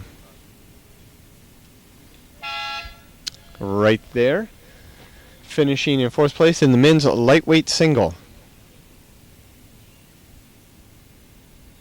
Referee signaling a fair finish. There are no protests.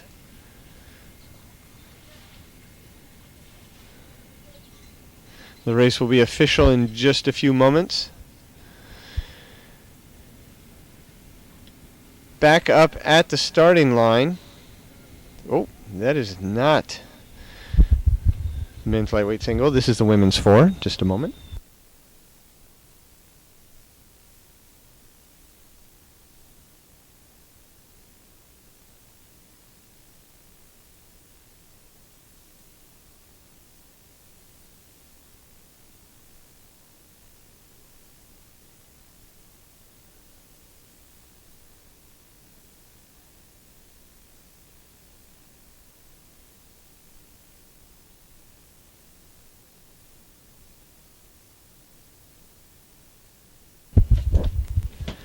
Women's 4, straight 4, no coxing.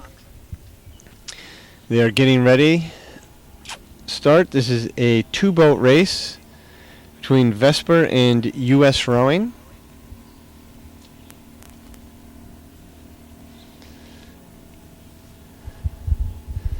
They're waiting for the polling, where the starter will ask each crew by name, or say each crew by name.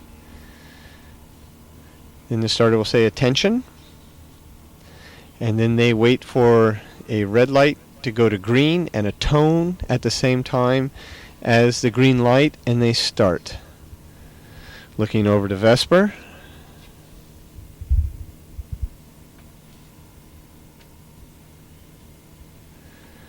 We should be very close to a start here.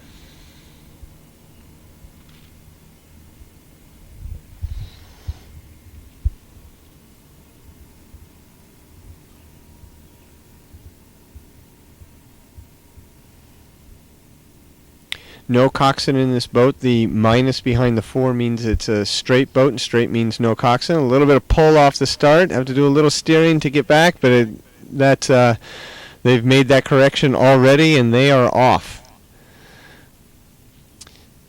Women's 4 final underway. Very close to that buoy line over there. There they go, making a correction, getting back into the middle of the course. Cameraman trying to steady the camera, which is a little tricky out on the starting bridge as all the wakes and people moving around. And we will go to our other camera. 2-boat race, women's 4. Looks like Vesper closest to the camera in the light red. U.S. Rowing on the outside.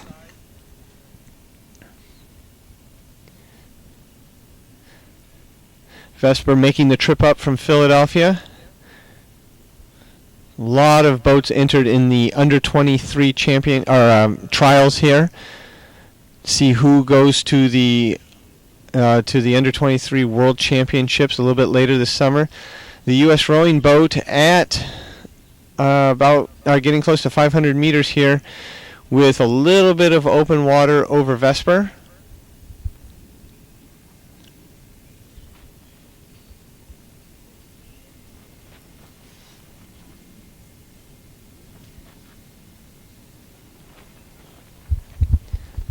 .500 meters down, and the U.S. rowing boat with open water over Vesper, rowing very nicely here. Vesper not far behind, open water by only a little bit. Most of these athletes are college age, college students who've been invited or gone to these various camps and programs to train this summer to try to make the under 23 team and race at the World Championships later this summer.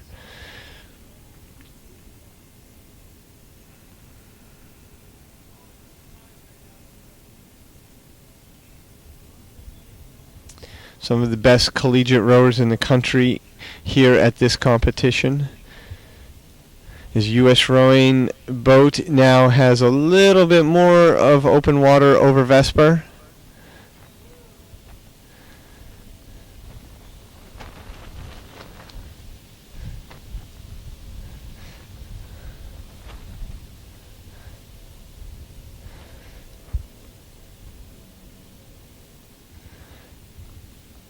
U.S. rowing doing a nice job. This is a camp boat. These athletes came to the camp to try and make the boat. This is the 4 that were selected. As we get close to the 1,000-meter mark, the U.S. rowing boat is open water by a boat length ahead of Vesper.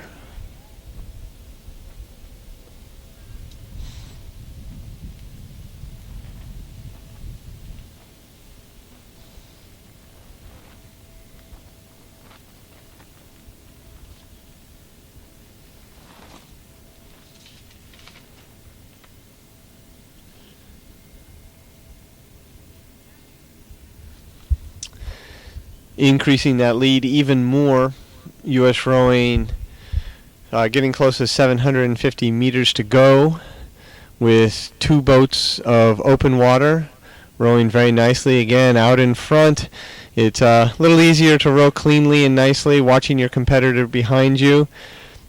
Again, I would imagine they're going to follow their race plan all the way through the finish. It's a great opportunity to put your plan into play, even if there's not a boat right next to you, but to execute the plan, go through your sprint, see how fast you can make the boat go. Is at the World Championships there will be boats all around them. Very unlikely they'll be in a situation like this. As we get close to the 500-meter mark, it is U.S. rowing out in front by a couple boat lengths of open water.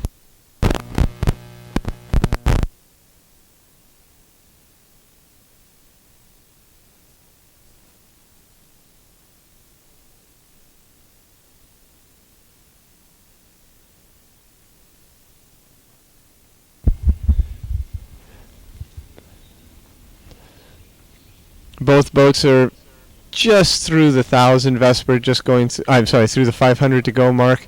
So they're just going through the 500 to go now. U.S. rowing very nicely out in front. Wind picking up just the slightest bit, but still fantastic conditions. In the big boats, it's not going to make any difference at all. These people are pretty skilled.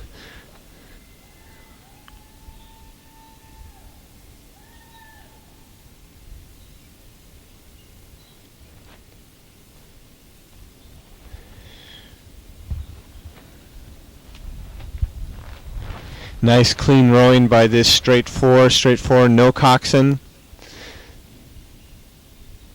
One of the rowers, sometimes the 2 seat, sometimes the 3 seat, sometimes the stroke, has a shoe that can be moved to the left or right to steer the boat.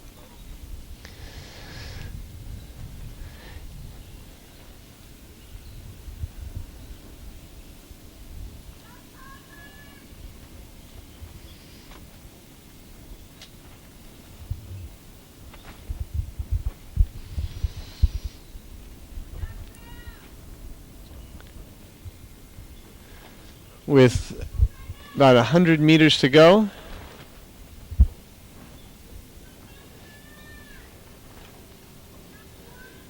U.S. rowing boat wearing what looks like Michigan unis and rowing with Princeton blades come across the line. Vesper will be coming into view shortly.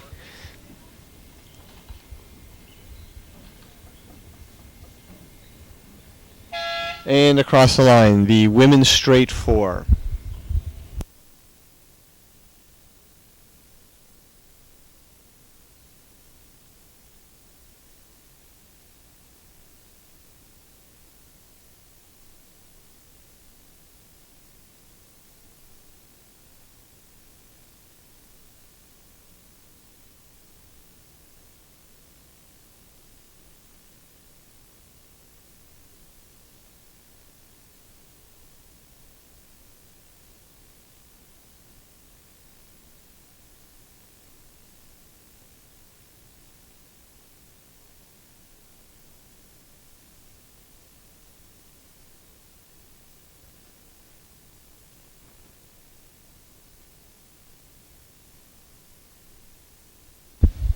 Starting within 2 minutes will be the men's four width, and the width, the plus sign after the four, means that there's a coxswain in the boat.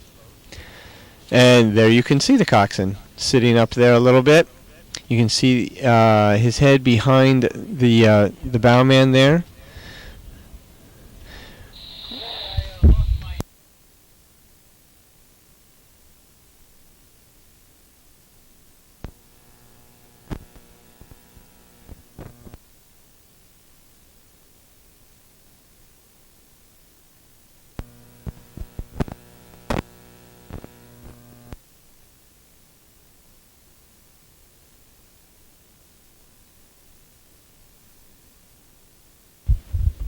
This is a two-boat race. We're looking at pin AC here. And to their left is Vesper. So these people, these 10 competitors, see each other probably every day down on the Schuylkill in Philadelphia. We're looking at Vesper right here. They're within the 2 minutes because they're all sitting up. Starter will call each team by name, and then they will wait for then say attention, and then they will wait for the red light to go green, and when the light goes green there's also a tone, and they're off.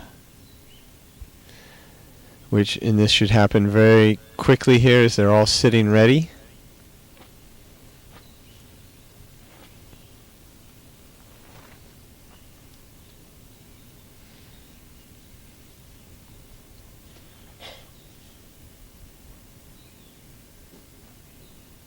And here we go.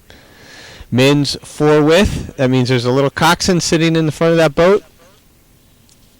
Nice clean start by Penn AC.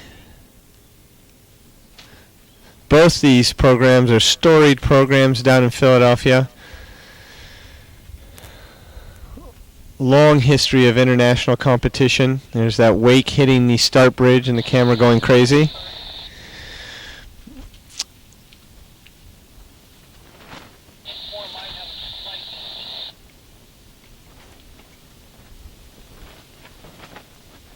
And there's Penn AC, the dark unis, all wearing their yellow hats backwards.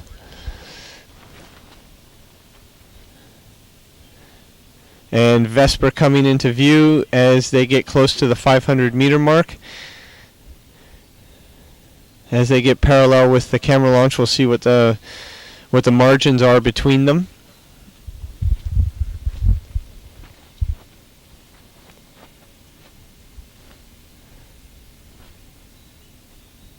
And right now it looks like just over a half a boat for Pin AC.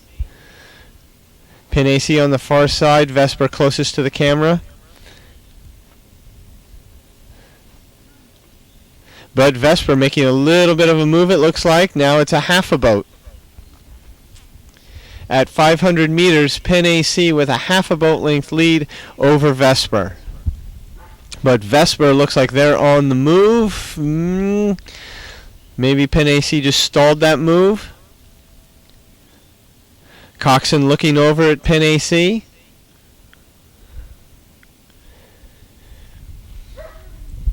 Both boats have settled down. They're into their base rate and pretty much their base speed, and it looks like their base speed is very similar. Pin AC with now probably a little more than a half a boat advantage. So their base speed might be a little bit faster.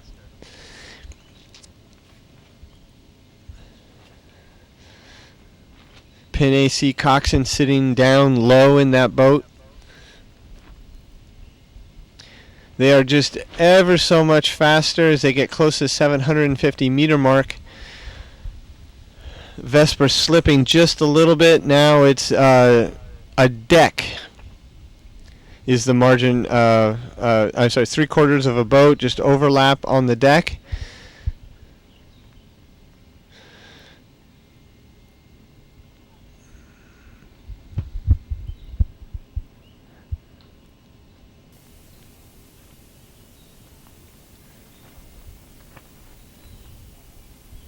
Vesper right there as we get close to the 1,000 meter mark. They have maintained this margin for the last 250, 300 meters.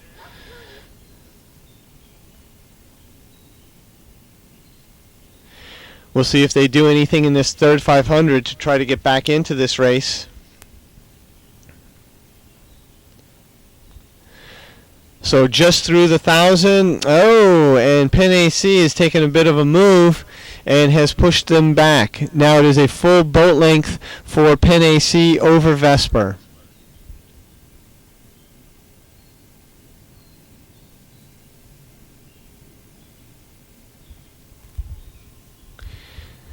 These two clubs, boathouses down on Boathouse Road, not next to each other, but very close, if I'm not mistaken. Separated by the University of Pennsylvania, if I'm not mistaken. But they are very close to each other. Again, these athletes see each other all the time.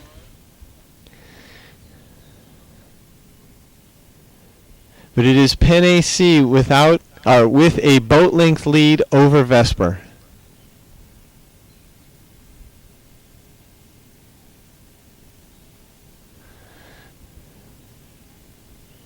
But Vesper's not going away. They actually look like they're starting to move back. There's about 600, 650 meters to go. I wonder if Vesper has started a little bit of a sprint here to try to get back into them.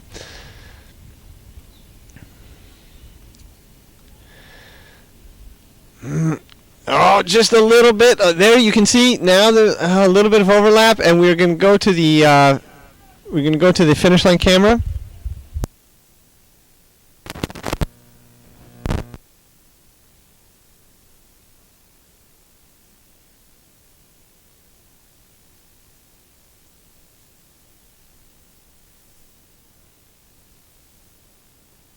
Vesper still a little bit behind. You can even see that from this perspective. Pin AC still maintaining a lead. But we'll see if Vesper can make a push here with about 350 meters to go. Pin AC still holding on to that lead, it looks like. Maintaining a boat length lead. Vesper tried to make a push there just before the 500 meter mark. Pin AC, I'm sure they sensed it and saw it and pushed them back.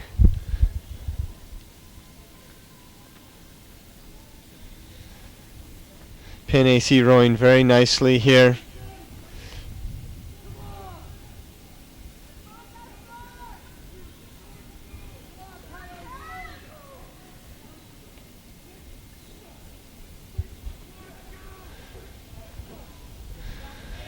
150 meters to go. U-23 trials for the men's 4 width. You can hear the coxswain as they come to the line. It's pin AC across, followed by Vesper.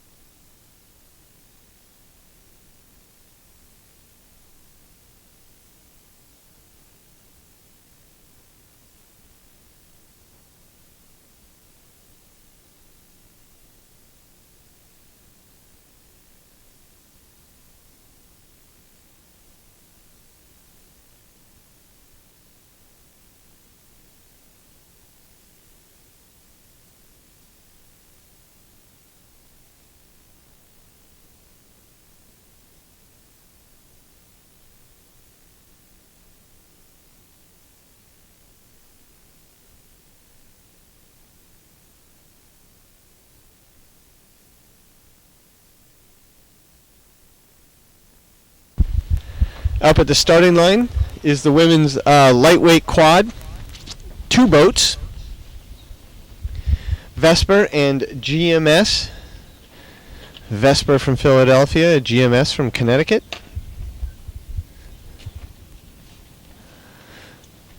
Both these programs have very strong lightweight women's programs. These mostly collegiate athletes going to these programs for summer rowing, which is a very different experience than collegiate rowing, because you're not going to school, you're pretty much just rowing 2-3 times a day.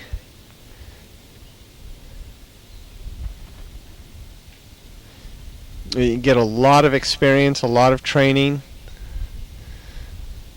and a little bit tired doing these summer programs, but they're a lot of fun. A lot of hard work. At these programs, both these programs, a lot of quality coaching.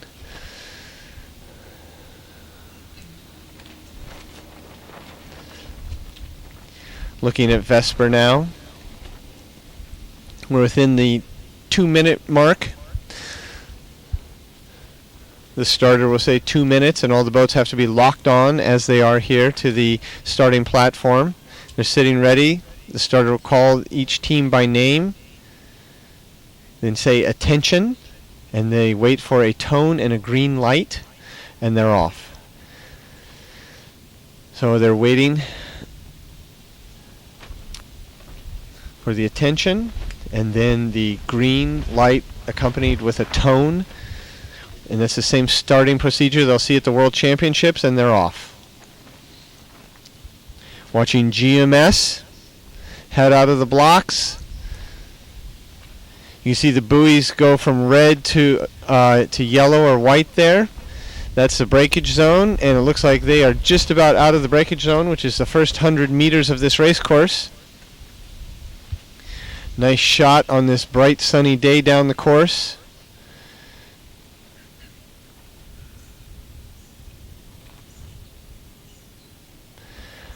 Closest to the camera is Vesper. On the outside is GMS with the yellow blades. It looks like GMS is slightly ahead of Vesper as they come up to the 500 meter mark. Both boats still in their high strokes, it looks like, settling down now into their base cadence.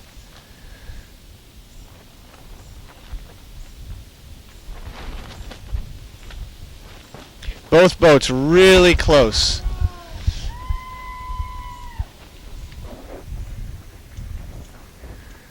Vesper closest to us.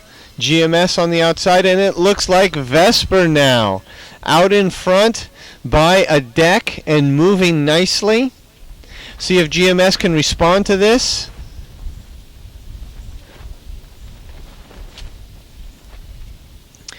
Vesper, with every stroke, seems to just be pushing GMS a little further back. We just went through the 500-meter mark with Vesper half a boat length lead over GMS.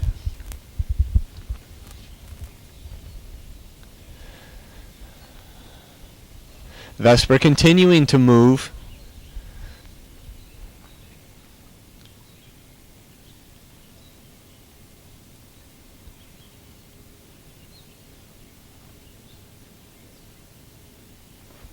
Three-quarters of a boat length now for Vesper over GMS in the women's lightweight quad. Getting close to the 750-meter mark in this race. And Vesper moving nicely, maintaining that three-quarters of a boat length lead over GMS.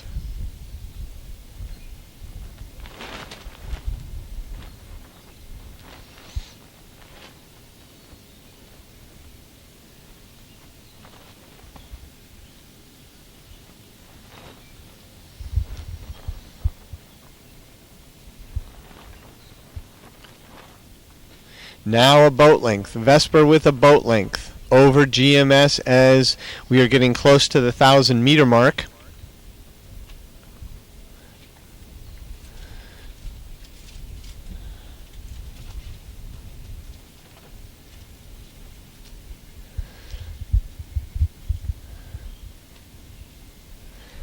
Thousand meters into the race course, and it is Vesper with a little bit of open water over GMS in the women's lightweight quad. Just every stroke, Vesper just taking a little bit more from GMS. GMS at this point would have to really put something on to get back into this race. Because Vesper just the slightest bit faster all the way down the course and continuing to open up that lead.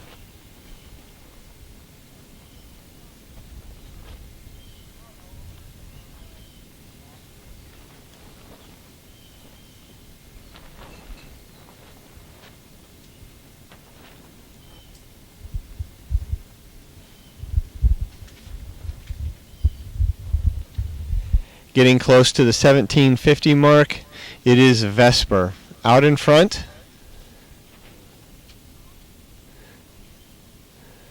With now about a boat length lead over GMS.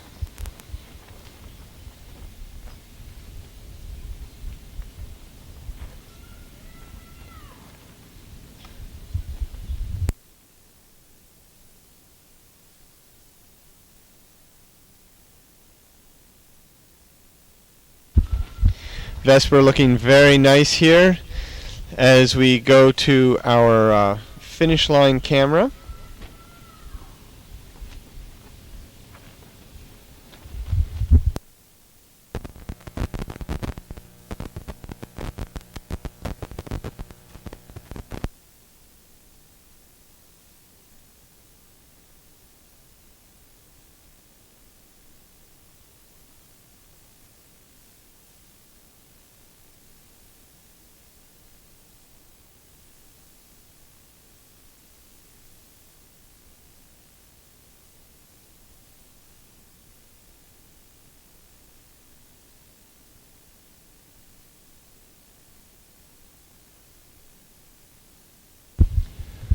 With about 400 meters to go, it's Vesper out in front.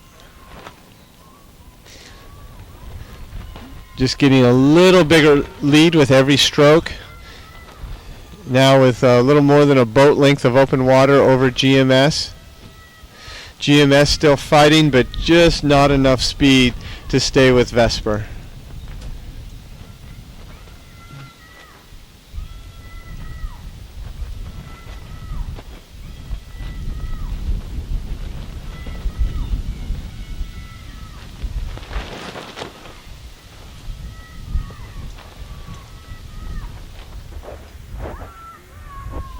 It's a nice shot of Vesper coming to the line in about 200 meters.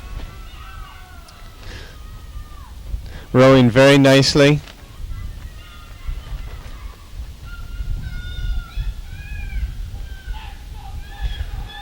Making a push towards the finish. Less than 100 meters to go, taking the rating up, executing their race plan that they've practiced. And it is unofficially Vesper across the line.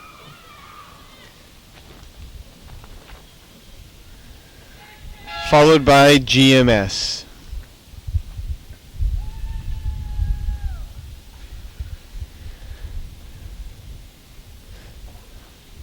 Referee looking at the crews to make sure everybody's okay.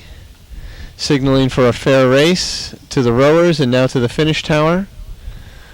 The races will go official in just a few minutes.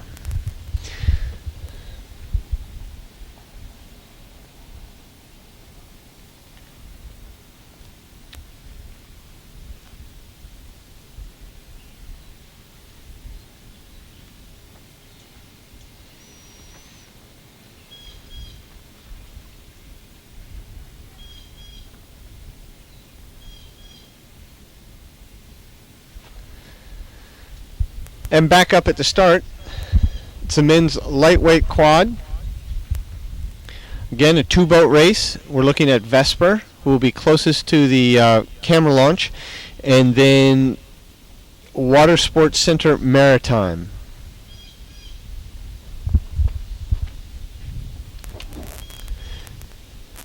Getting very close to the 2-minute mark.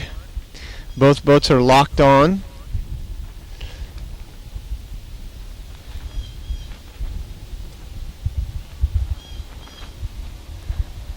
After the referee calls 2 minutes, there's just this quietness at the start as the rowers do their final preparations, maybe get a sip of water, make sure they have a point or make sure their direction is correct down the course.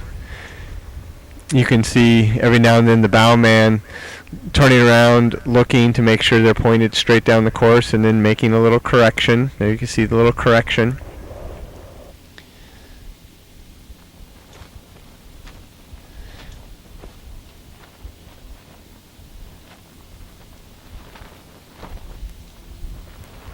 They're still sitting casually, so we know that the starter has not done the polling where they call the team by name and then say attention, and then there's a pause. Red light comes on, and then a green light accompanied with a tone.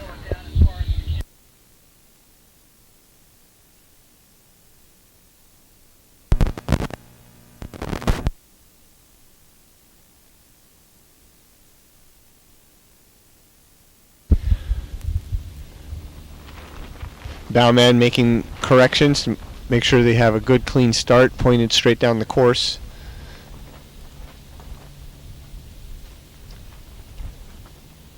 Looks like the polling has started. Everybody's sitting up ready to go. And they're off. So we're looking at Water Sports Center Maritime and Vesper, two-boat race.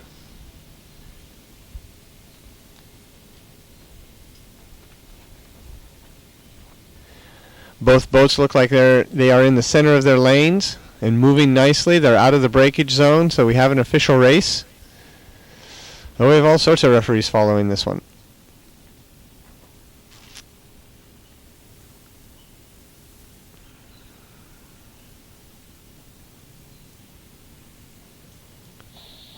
Lane 4 slightly ahead, but it looks like a good race.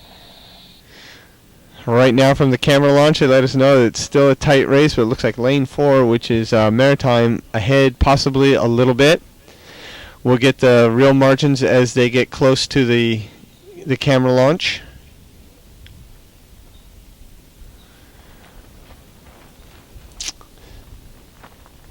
Yeah, I think they're a little off. I think Maritime's way ahead here.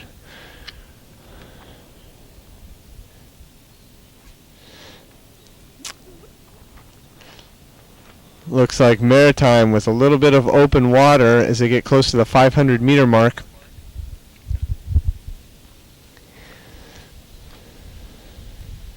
So at the 500, it is Maritime with about a boat length lead over Vesper.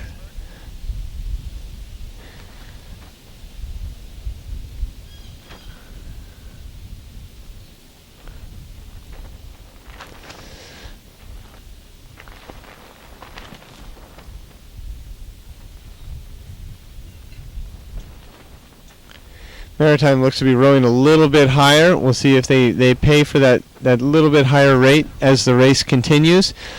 Because Vesper is not going away. They're just sitting right there. They're unfortunately a boat length down, but they are just sitting right there.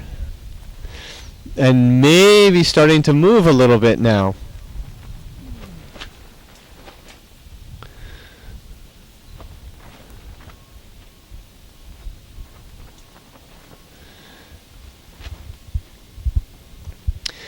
They're around the 750 meters gone, and Maritime has pushed that Vesper boat back.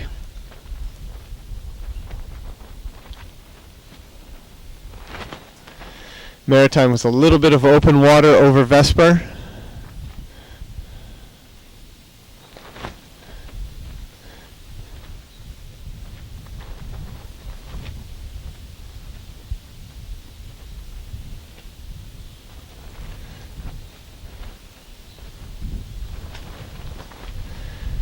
So at the 1,000 meter mark, it is Maritime with a little bit of open water over second place Vesper in the men's lightweight quad final.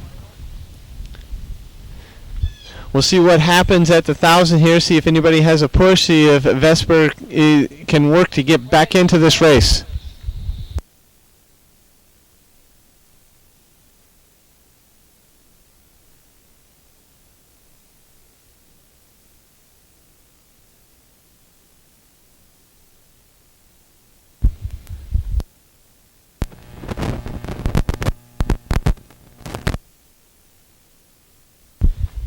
Really, the engine just stopped.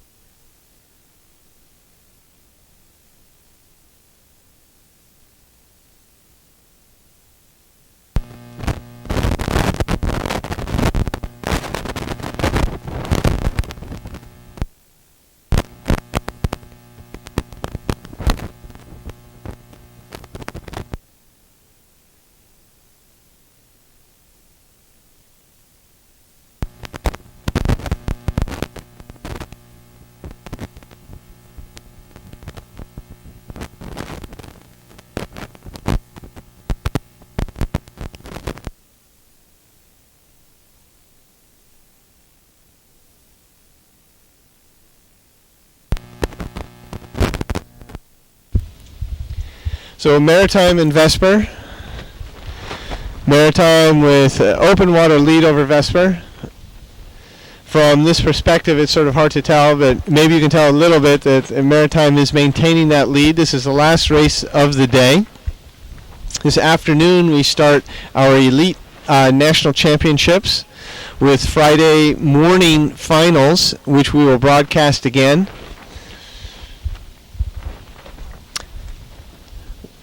Last race of the day, men's lightweight quad. Water Sports Center Maritime with about a boat length boat length over Vesper in the white, Maritime in the dark. Unis with less than 250 meters to go.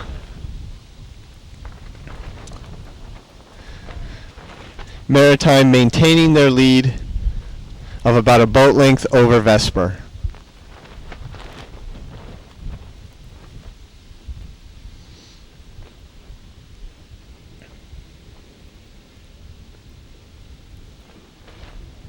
Oh, and something happened in the Vesper boat, and Maritime pushes it home.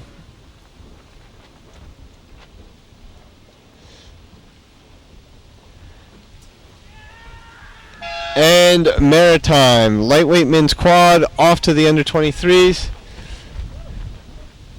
Didn't see what happened in the Vesper boat. They've got themselves back together. and they'll cross the line in a couple of strokes. Last race of the day of the senior men's quad and under 23 trials. Winners going off to the under 23 World Championships. Thanks for watching, and hopefully we'll see you for the Elite National Championships at the end of this week. Bye-bye.